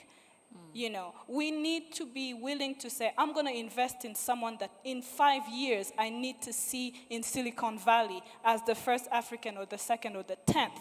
We need to actually have ideas that are marketable on a global scale. And we can't get there without your help. You know, so I'm calling out to you. Thank you, Dominic. Thank you, Dominic. And I think I think your point is very, very crucial. And I hope people in the audience are going to keep interacting with us, and I want to go to questions in a little bit. But before that, we're now in a digital era. I hope everyone has had digital economy, digital everything. I just want to understand from Mabel and Alhaj, how has SOFA technology contributed to your businesses, or how do you foresee it contributing to your businesses? Mabel? Me? Yeah. Okay, so technology is becoming part of our daily lives because it's so evident as to the way a lot of people are checking their phones and doing a lot of things at the same time here. So, and I must say that any business that doesn't want to go digital would end up being, should I say, dead. Because now we are in a global world. You need to get your stuff out there for people to really hear about you. So technology has really improved dignified wear in the sense that we are able to open our online shop from which we are able to sell to customers across the world. And through our social media handles, we are able to interact with our customers and then receive whether good or bad feedback from them as to how to improve our product. And then we are also able to keep them updated on the kind of things that are happening or the progress of the company. And in the future, we are looking at using much more technology that are eco-friendly in producing our shoes and other accessories as well, because definitely what a single technology like manufacturing technology can do, the output would be much more than we using hands. Yes, the manual part has its place, but technology, if we really want to advance fast and serve the global niche we are looking to create for ourselves, we really can't leave it out. Perfect. So basically you're looking at improving and scaling your manufacturing using technology. Yeah. So Alhaj. Okay, in the first place, I can say technology helped me to reach where I am today right now because I learned how to make these papers through YouTube. I taught myself how to make these papers through YouTube. I Googled about everything. And in the second place, I ran a lot for investment. No one was ready to invest in me. In the first place, I was a dropout. I had no experience in business, so no one was ready to give me money. So I saw this opportunity online on Zisha Award, which gives out funding to young entrepreneurs across Africa, and I applied. I was never thinking that I'm going to win or be even chosen. I was chosen among the 20 best young entrepreneurs in 2018, and I won the second prize in South Africa. I got $15,000.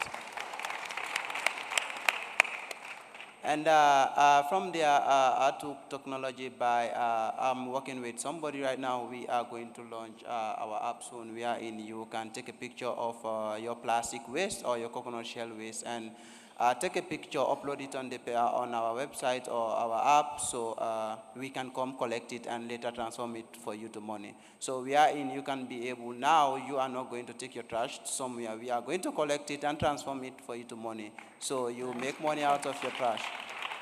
Perfect. Thank you very much. And I think I'm just going to transition to questions because we've taken a lot of time amongst ourselves. And starting from Alhaj's point, our first, before we go to actual questions, we have someone who's going to, a special intervention from the UNDP country representative in Uganda, Mrs. Elsie Atafor, who's going to really add to what Mebo and Alhaj were talking about.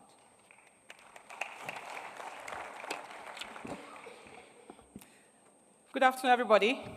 What a spirited debate here on designing the future and engaging the youth in SDGs.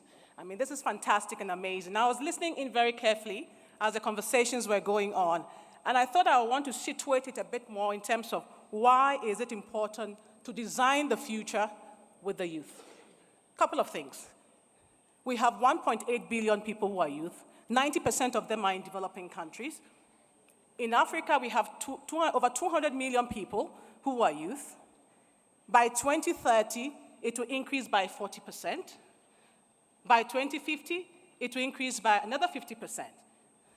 In countries like Niger, 83% are youth. Uganda, 78% youth.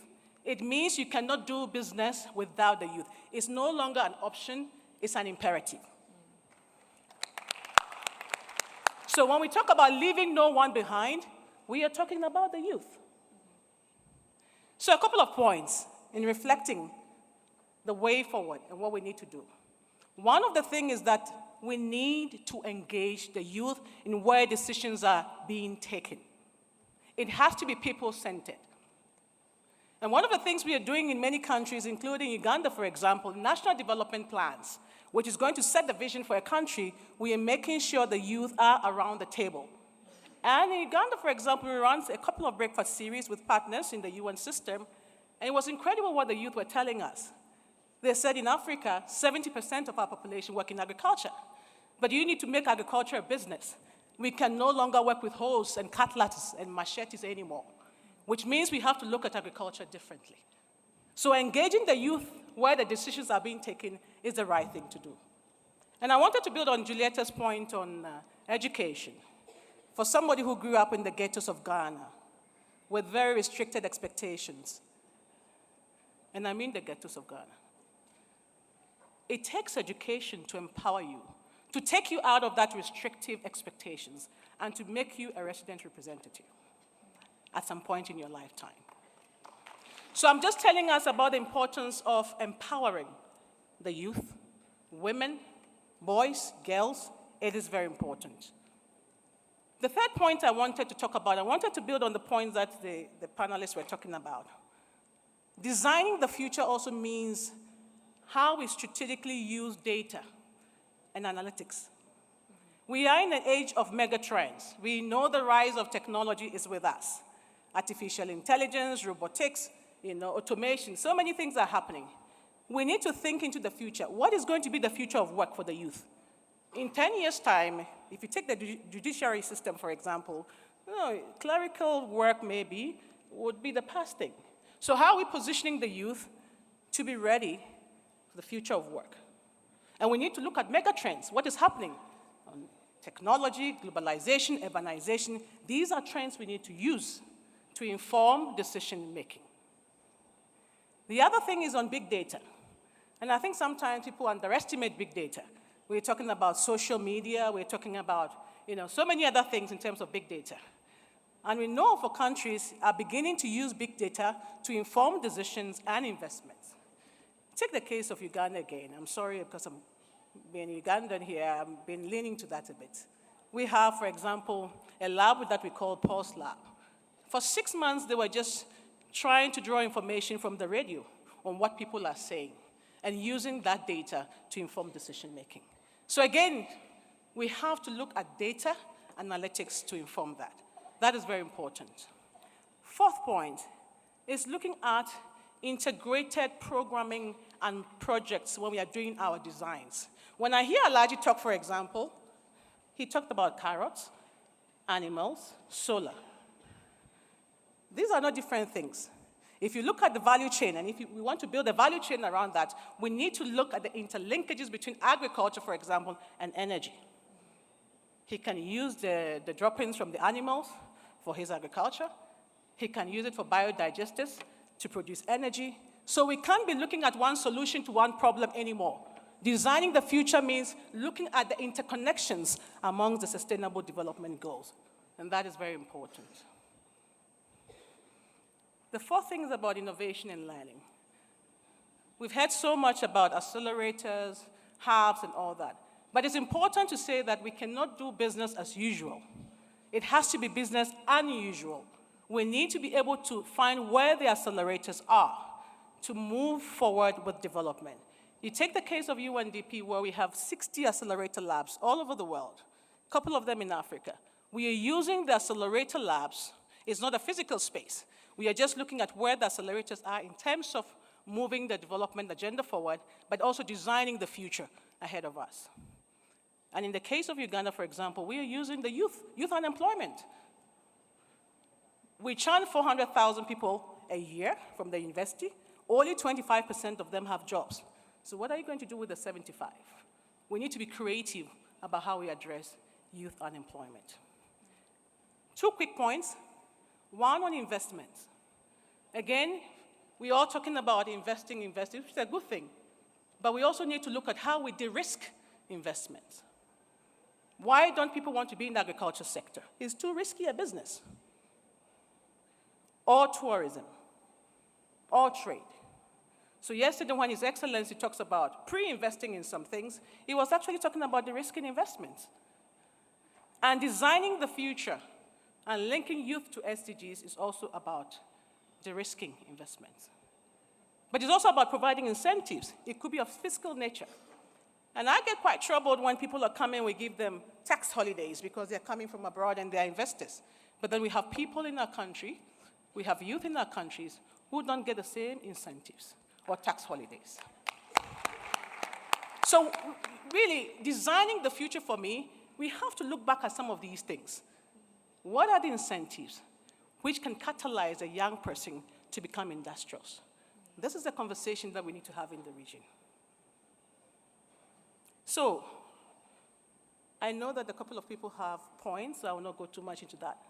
But these are a few reflections on my side: engaging, empowering, using data and analytics, ensuring integrated approaches to the SDGs because they're indivisible, promoting innovation and learning, and investments.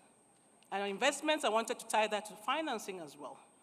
It's not enough to say we don't have financing, but also the use of the existing finance is important. We have in our countries, 60% of the domestic financing are only used. We always return 40% back to the national coffers in many African countries. So how do we empower? How can we be strategic to ensure that the existing resources, while we look for new and additional, are also utilized? So thank you very much. Thank you very much, Mrs. Atafua. And I think these are very valid points, and I hope some of the question will also address some of these points. So for this Q&A session, the ground rules are you ask one question, very, very short. Don't consider me rude if I ask you to get to the point. So I'll take the first 3 questions very, very quickly. There's a gentleman right there. Exactly. Say your name and where your country. Yeah, I'm Adikalius Kamara. I'm coming from Sierra Leone, where Alhaji is coming from. Yeah, I'm a social entrepreneur. I want to make an offer, maybe a social contract with Alhaji. I've heard of Alhaji in Sierra Leone, but I've never met with him, except yesterday. Yes, considering the challenges back home, now the way forward, I would like to partner with you. And I'm a business administrator. I'm running a school and a hospital and the school constitutes of nursery, primary, and secondary. And at the same time, I'm a graphics designer and an IT personnel. So now, I would like to offer you my service, free of cost, in terms of branding your products. When we go back home, I will offer you my service in terms of branding your products, and if you have problem in terms of tracking information and data, I can help you with that, develop a database for tracking your data and business activities so you can be in place. Fantastic, fantastic. Thank you very much. Thank you very much. So you check me or you see me after the whole session, Yes. then we'll get further discussions. Alhaj, I hope you saw where he's seated. I know where he's seated exactly. Perfect. So I hope everyone is going to model questions and comments to the first gentleman, right? So there was a lady behind, the lights are off, but there was a lady right behind in this corner. Thank you. My name is Eba Tijani from Benin. When you were talking earlier, you said you received a message from WhatsApp saying African doesn't read. And you said you were frustrated. I want to know, were you frustrated because it's true or because it's not? And also, I want to know, why do you think African doesn't read if you think it's true? And I also want to know, what can we all do here to improve that? Thank you very much. Thank you very much. Dominic, before you answer, we'll get 2 more questions. There's a gentleman there, the one standing in a red shirt. Thank you. My name is Regan Tembo from Zambia. My question is, as we are here, the summit is enabling us as youth to exhibit our innovations and everything. But the only challenge which I've seen is that I really wanted to come with some innovation to come and display at the summit so that I can exhibit and to meet entrepreneurs or people who can offer the best opportunities. But what I realized is that leaders, they made it in a way that we're supposed to pay something more about $10,000 for you to exhibit your innovation. But how are we going to expand in our innovation as youths, where we're supposed to pay before we start looking for those sponsors who can help us? So I feel maybe next time. Perfect, yeah. So thank you very much. I think we've been talking about it for a few days now. I want a question from the lady who's on the top there.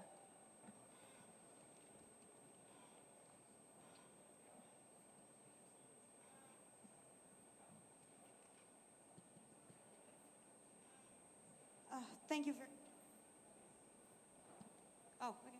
Thank you very much for the question. Sorry for the opportunity to ask. Yeah. So my name is Tatena Mzangwa, and I am from Zimbabwe.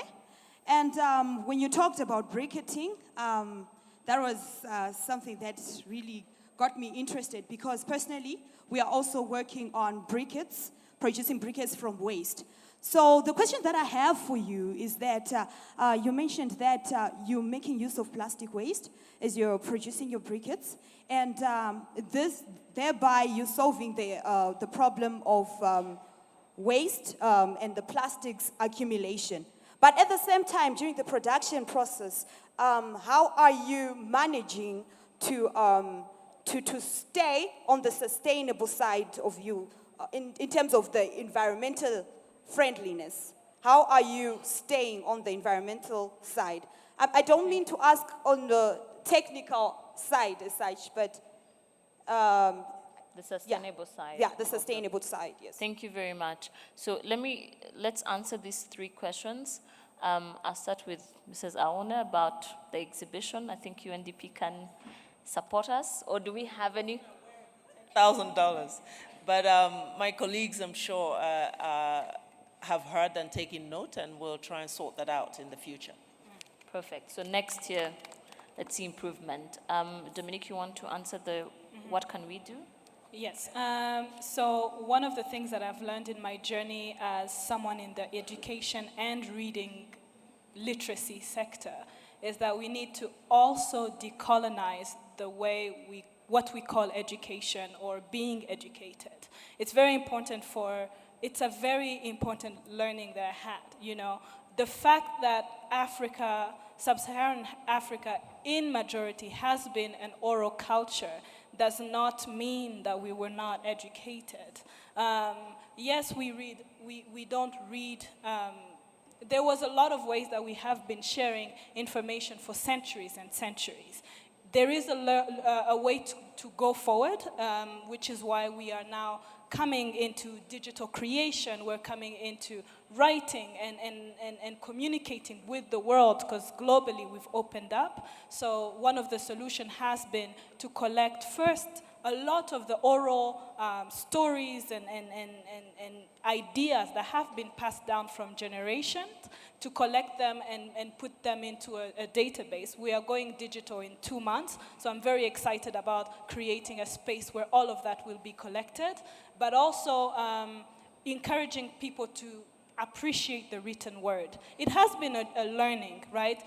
From an oral culture, telling my grandpa to write is almost violent towards him. But then how do we transition, especially with young people, transitioning all of us into more the written word or digital content, because that's where the future is. I haven't looked at our oral culture negatively, and I think I encourage a lot of people not to do that.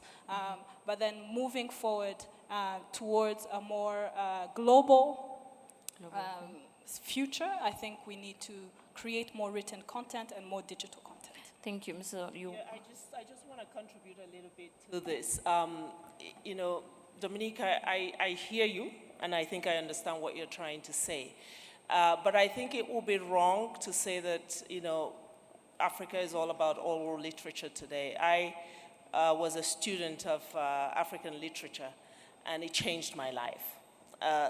Some of the points she's making about decolonizing the African mind, what you read is as important as what you don't read.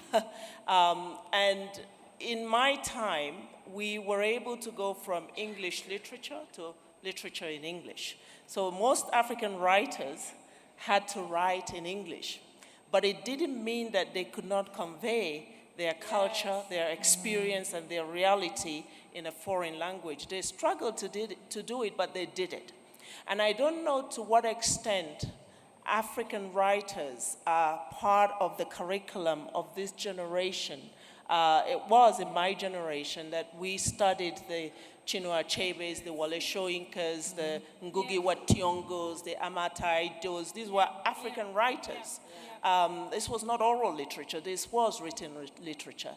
And I think the statement that we're not a reading people is actually not something I would necessarily apply to just Africans. Today, the younger generation doesn't read across the world.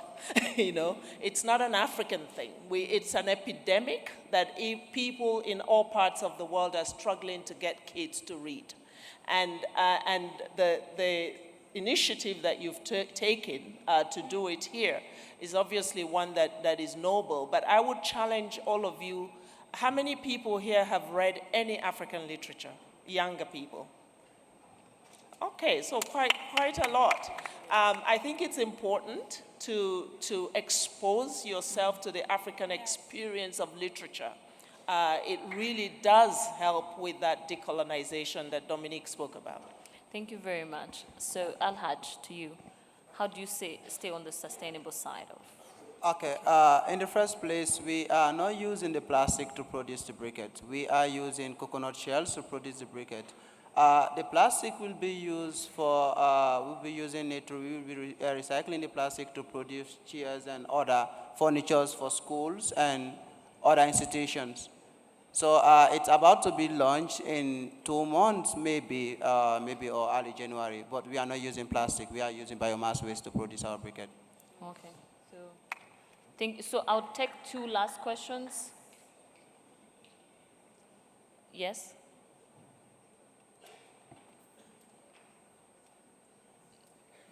Can someone get to a microphone to him? Hello. Hello. My name is Prince Akbar. I'm from Ghana. And my question is to my Ghanaian sister, Mabel Suglu. I want to ask her, what 3 wishes do you want to see for the African youth? Thank you. And the last question is going to go to the lady in red. Yes, please. Merci. Je me permets de m'exprimer en français, s'il vous plaît. Yes, I will translate. Ok, je suis bébé Michel Tiania de la conférence des ministres de la jeunesse et des sports de la francophonie. Alors, ma question s'adresse à ces jeunes entrepreneurs qui aujourd'hui sont fiers de leur parcours. Est-ce que l'écosystème de votre pays a toujours été favorable à vos projets? Comment est-ce que vous avez fait dans vos pays pour pouvoir implémenter vos projets pour atteindre l'envergure que vous avez aujourd'hui? Parce que nous avons parfois beaucoup de problèmes au niveau de l'écosystème de notre société. Thank you very much. So she just asked to all 3 of you if the ecosystem in your country was always favorable to you, and if not, what did you do to achieve what you have now, right? Am I right? I think I'm right. So we'll start with Mabel answering that question, and then all 3 of you would. Okay, so what I wish for all African youth is one, efficient leadership and effective systems, not only to our governments, but to as business leaders, young business leaders we are. And we have no excuse to say we wouldn't want to, because we have a shining light, which is His Excellency Paul Kagame, implementing strategic and pragmatic actions. So we can learn that as young businesses. And I'm speaking to my head of states as well. Please take out the bureaucratic and frustrating systems that are in our respective countries, because we have so much to offer, but you keep frustrating us. The second thing is I want to emphasize on education. Education, not just in we going to the schools, because most of the African curriculum are, should I say, outdated. Sorry to say, but there was this recent debate in Ghana as to they teaching comprehensive sexual education to young children. And I thought to myself, if such a thing should be added to the curriculum, why not make entrepreneurship as part of the curriculum, like adding the SDGs? At least we have 15 years. So if the kids are taught about this sustainable development goals, in 15 years' time, we would definitely see the results of it, because it's part of our daily lives. And then the last thing is mentorship. Mentorship for actually, but please, entrepreneurs, let's also be teachable, because the mentors we need are always so busy. So the little time they give you, don't waste it, and don't go about doing unnecessary things. So for me, in my country, well, yes, we have, I'm from Ghana, and we have challenges. Because when I started in 2015, I didn't really have a lot. I actually used my personal savings my mommy was giving me in the university and then coupling with picking the tires that were actually discarded. So that's why I'm saying that we can always look around. There are always opportunities that we can make use of, because what you have in your hand would help you gain whatever you want. But be patient. And please, our leaders, when we approach you with our innovations, if you think you are not interested in it, but there is somebody out there you really know that can help, so just direct us there instead of saying that big no to our faces. And as entrepreneurs, don't take no for an answer. Continue, persist, and as you continue, you'll be spotted to be supported. That's what I can say. Thank you. Alhad, the ecosystem in Sierra Leone. Okay, not just in Sierra Leone, the ecosystem in Africa is not, they have never created an ecosystem we are in. It will be favorable for young African entrepreneurs. That's why we are lagging behind. My Minister of Youth is right here. So I'm pleading because since I started this thing, I've never got any help or support or anywhere or the other from my own government in my own country. Not just me, I might be lucky winning. I have like around, since last year to this year, I've got around 4 or 5 international awards, including UN awards and all. But there are a lot of people that I know whom I started with who have great ideas, who were smarter than me. I might just be lucky to get the international award and might have got a little bit of funds from people, but I still need more. So I'm pleading that our ministers across Africa, because even South Africans are grumbling that the ecosystem is not good for them. Young entrepreneurs, we have no SMEs in Sierra Leone that can be able to give you money, or if you have no collateral or the banking system. If you go to the bank and collect money from our bank, which is loan, you have to pay around 25%, which is not favorable for a young entrepreneur. Exactly, yeah. Maybe you might break even after 2 years, and you have to start to pay that loan in 3 months. So, Mr. Minister, I wish we have a meeting after this, or we might discuss with the president when we get to Sierra Leone so that we can be able to do something about our young entrepreneurs in Sierra Leone. Because when it comes to entrepreneurship in Sierra Leone, I think I'm the only one right now who's doing international stuff. Do you know any? Okay. So we have around 7.5 million population. That's more than 3 million young people. So it's like we are not doing anything. So we need to do something, Mr. Minister. Thank you. Dominic, so the ecosystem. I think one of the biggest things that has been a key player in Rwanda for me to be an entrepreneur has been peace and security. You know, I wake up and I go to work. You know, I think His Excellency has really gotten us to a place where I am proudly Rwandan, and I am proudly producing work without worrying as much as I would have 25 years ago. You know, so peace has been, and I don't think, I have friends all over Africa, in CAR, I have friends in South Africa, I have friends everywhere, and peace is such a pivotal thing for entrepreneurship to thrive, and that's something that we have secured here. In terms of entrepreneurship ecosystem itself, I'm grateful that we have a very engaged Ministry of Youth. They are easily accessible. I know that in my journey I have sent emails, asked for meetings, and I have secured them. Yes, I am speaking from somewhat a space of privilege. I speak the language, I know how to use computer, I know how to, you know, but these basic things that our government is trying to be engaged. They've been in my office a couple of times, asked me questions. They've made it easy for more and more investors to come. You know, I've connected through Youth Connect in the last 3 years. I've been able to connect with investors. I've been able to connect with fellow entrepreneurs. I have, you know, because of spaces like Youth Connect, I have friends who can invite me to exhibit in Kenya, in Uganda, in Tanzania, people that I've met from spaces and platforms like this. So I'm very grateful. We do have a long way to go. Also, another thing is 24 hours registering your business in Rwanda. That's very important. It's made a lot of things easy for me. I can get loans. I think I'm very grateful for the ecosystem, what it has been in my experience. The spaces where we have to go, we still have high collaterals for young people that many of us cannot afford in terms of getting loans, something that we need to look into. And we have, yes, we do have hubs. Lots of hubs have opened up in Rwanda in the last 4 years. But the thing is, how do we create a system so that it's not going in circles? So I've pitched in Face the Gorillas and maybe got $2,000.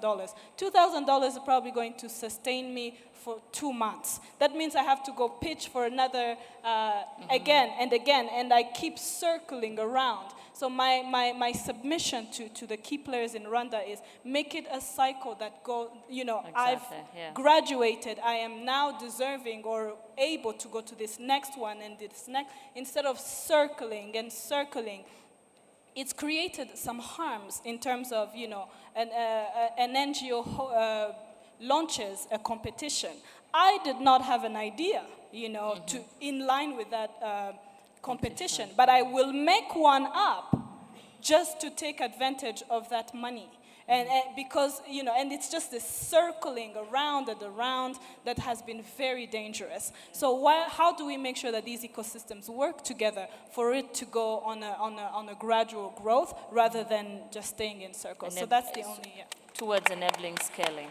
Perfect. So to close out our panel, and I think this has been a fruitful discussion, I would just like to ask our panelists, if you were to meet the genie today and he granted you 3 wishes, what would you ask so to ensure that future generations of African youth really have the opportunities that they do deserve?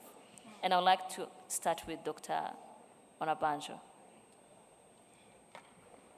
I was going to give my 3 wishes to the 3 young people. Because indeed, oh gosh, the list could be endless. But I think first and foremost is that we recognize that really Africa's youth is our SDGs. We're not getting anywhere if we are not putting them really front, center, and always. I think it has to be consistent. And so that would be my first wish, that they really continuously engage in that integrated conversation around the SDGs, and that they have the opportunity and the platform to do that. And that takes leadership. And I think we see that in some of our leaders, and we need to continue with that. So I think that would be my first wish. My second wish will be really around all of us working to fulfill the rights and the choices that young people are inborn with, and particularly African youth. I think many times they are not informed to make the right choices. They are not enabled for their rights to be realized and fulfilled. And so I think we have to collectively put that. So we look at them as assets, but it's their right. And I think we have to do much, much more.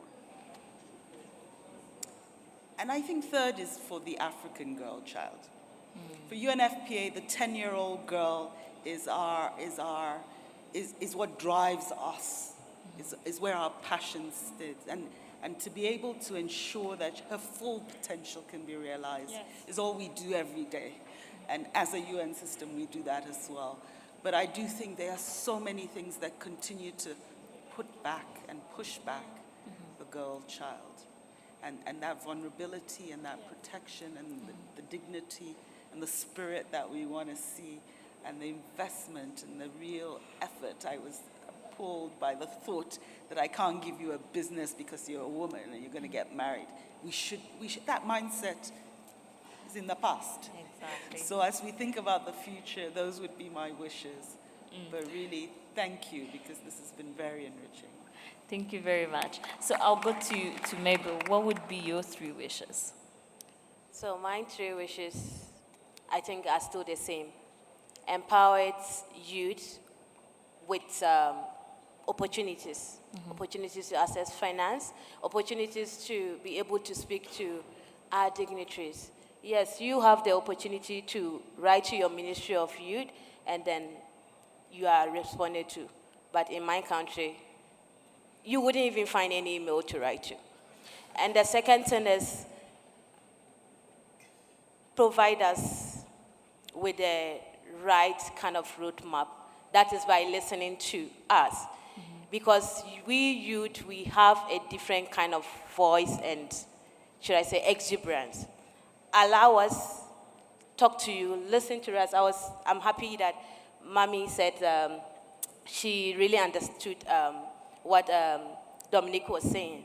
It's not just about listening, but listen to understand us and do policies that would help us.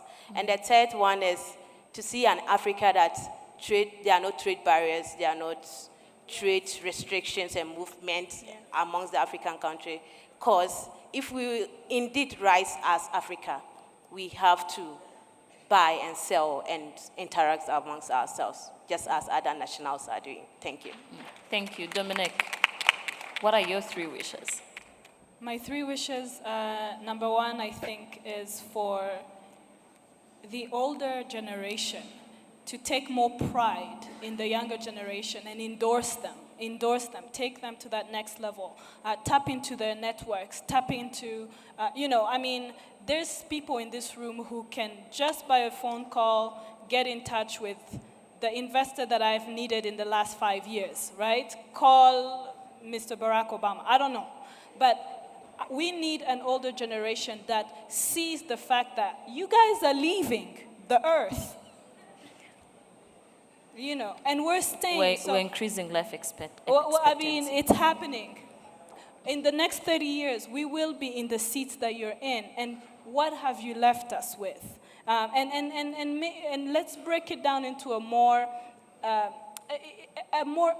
urgency in that, more urgency in believing, how am I personally impacting the young people into becoming the leaders that we will need, the entrepreneurs, the investors, the Warren Buffetts, the Dangotes of tomorrow, because we're still not there. The second thing I would say, my wish would be, again, is for the girl child. For me, I am a woman and I am a feminist, and I believe that there are lots of hurdles that young women face by just being in this space, breaking barriers in terms of teen pregnancies, because that takes us so many steps behind in terms of poverty, in terms of focus, in terms of going forward. So if we can find feminist solutions into approaching the education and empowerment of the girl child will go further. My third wish is we need the money as young people. If I met the genie like you asked me, and ask them honestly what is it that I need, I think I would need money not only for myself, but money to invest in the ideas that I'm leaving behind. Because I have a reach that maybe the older generation doesn't. I interact in circles that are deeper in the community, and I know the storylines that could have trouble in reaching a space like this. There are lots of women behind me who wouldn't reach here, but they have brilliant ideas, brilliant work ethic, and they're coming forward. So if I had this money, I would of course use some for myself, but also take the other women ahead. Yeah. Perfect. Alhaj, what are your 3 wishes? My 3 wishes will be, recently I traveled to the US. I saw a lot of rich black people out there. My wish will be all the rich black Africans or all Africans out of Africa to come back to Africa and build Africa. Europe and America are just rebranding what they built 70 or 30 or 40 years ago. Africa is the only continent where you can come here and start a company in 5 years or a million years. We've not built anything here. We are just starting. There are a lot of opportunities. We have a lot of problems. That means that we have lots of opportunities in Africa. So I wish all Africa around the world to come back Africa. This is the only Africa that we have. We have no other Africa. We can be able to sell Africa to go to another continent. I wish we all come back to Africa and build Africa.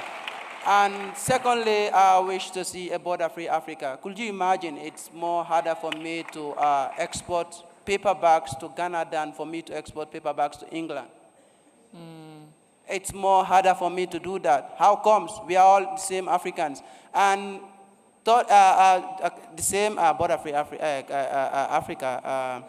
In April, I was supposed to travel to South Africa. I went to Ghana for my visa. I took 21 days to get the visa. Could you imagine? Europeans, Americans are roaming free in our continent, and we still need visa to go to the next African countries. Why?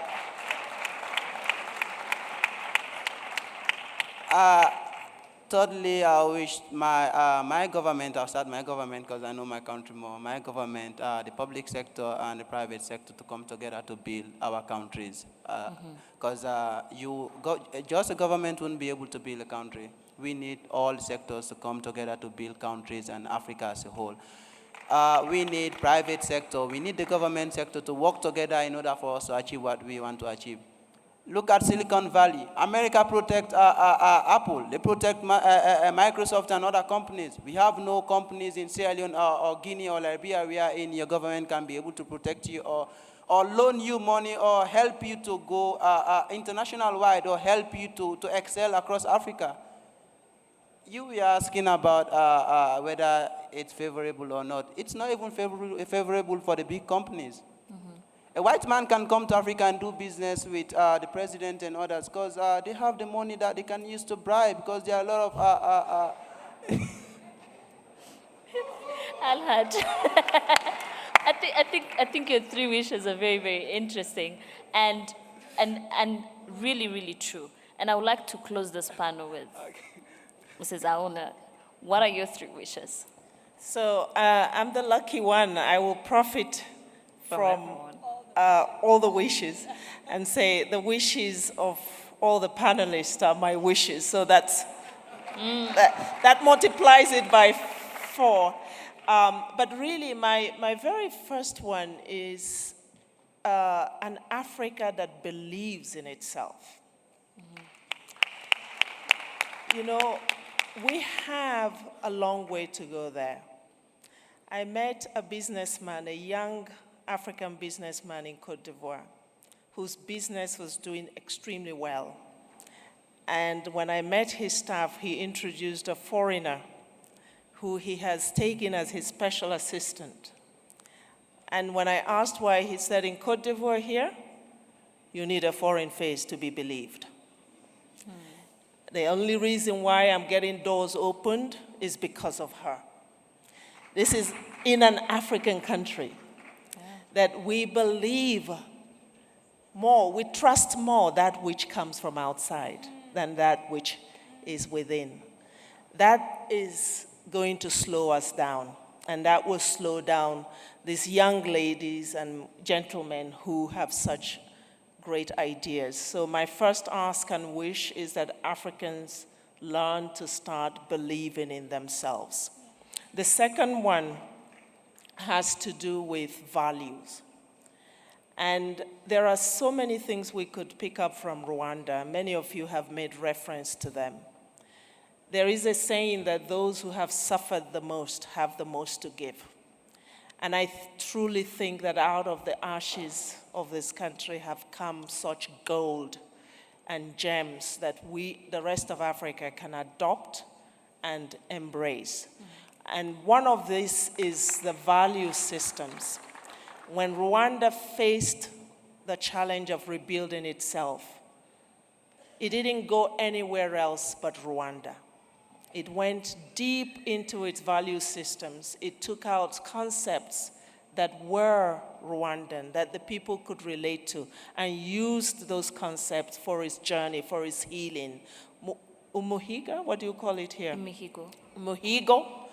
Nobody else around the world could understand it. You had to explain it to them, but all Rwandans understood what it was and related to it. This morning I had breakfast with the CEO of the governance board of Rwanda, and she told me about the word dialogue. What's the word dialogue in Kinyarwanda? Gachacha. Okay, so you have a different word for it that actually means a lot deeper. It's richer. It means it goes deeper into integration. And when they went and reached for that word, it got them so much further than the word national dialogue would have gotten them. Embracing the value systems. There is no country that has developed in the world that didn't go back to what they believed in and what their values were. Check it out. From Korea to Japan to the United States, it's always about what is the value system that you can reach into. Africa cannot continue to just look to the outside for the answers. The answers are here. The homegrown solutions of Rwanda we are celebrating in a report that UNDP will publish with the government, the National Human Development Report. This is a wish that I have, that across the continent we will begin to look at these homegrown value systems, embrace them, not chuck them away, for ideas and concepts that we don't relate to and that don't work. My third and maybe final one, it's about citizenship. It is this concept which the SDGs have lent us, that we should advance a civilization that leaves no one of our brothers and sisters behind. It is not a world that we can be proud of when people are left behind because of the way they look, because of where they were born, because of how they walk or how they dress, because of what language they speak. This is still happening in our world, where so many are left behind, so many are discriminated against. So I wish for an Africa where we have zero tolerance for discrimination and exclusion of people because of their age. As we have heard, young people experience a lot of exclusionary tendencies because they are young, or because they are female, as we heard again, that we can reorient our minds to believe that we're all citizens of these nations, and every citizen needs a community.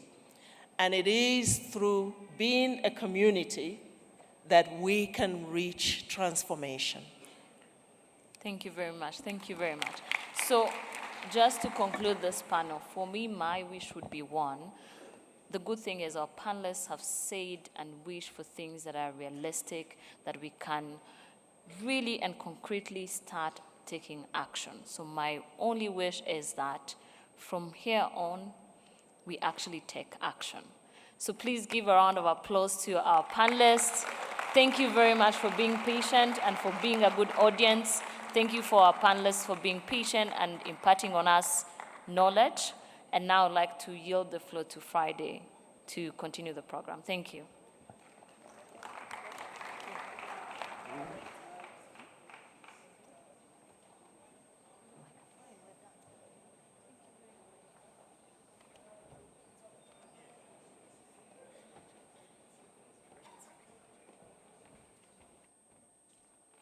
Good afternoon, everyone. Are you having a good time? Are you tired? I don't think so. You have no right to be tired today. All right, so we just had an interesting session right here, and we are actually going to dive into another one. Do you want us to go straight or take a short break? I want to ask. Break? We continue? All right. We're going to take a very brief break, if you allow me. Let's say between 15 to 20 minutes, and see how we can prepare and also transition into the next session, the afternoon session, of which will be, this session has been organized by the Ministry of Youth, and we'll be basically talking about alternatives for the youth when it comes to entrepreneurship, and we'll be having very, very eloquent and charismatic panelists that are going to be discussing different topics related to entrepreneurship. And we also have special interventions and more. So for those of you that just came from lunch and joined us, please stay here a little bit as you network. For those that have been with us this morning and you're waiting to have lunch right now, now is the time. You might as well go to Fellini. Fellini restaurant is open, and so those of you that are in the VIP, the Auditorium Club is open as well and still serving lunch. And otherwise, let's keep it strictly 15 to 20 minutes, and then we begin our afternoon section. Thank you very much. A reminder that tonight we have the Kigali Night Run that is starting at 7 p.m. and you're going to be assembling at the KBC roundabout, the roundabout that is basically close to the Radisson Hotel. It's just a few meters from here, and that's where we're convening at 7 p.m. for the Kigali Night Run. For those of you that just joined us, please feel free to network. Short break, we come back with energy for the afternoon session. We'll be right back. 20 minutes, please. Keep it like that, and let's be strict with time. So in other words, right now it's 14:10. 10 minutes past 2 p.m. So we're coming back here at 2:30 p.m. Please keep time, 2:30 p.m. Thank you.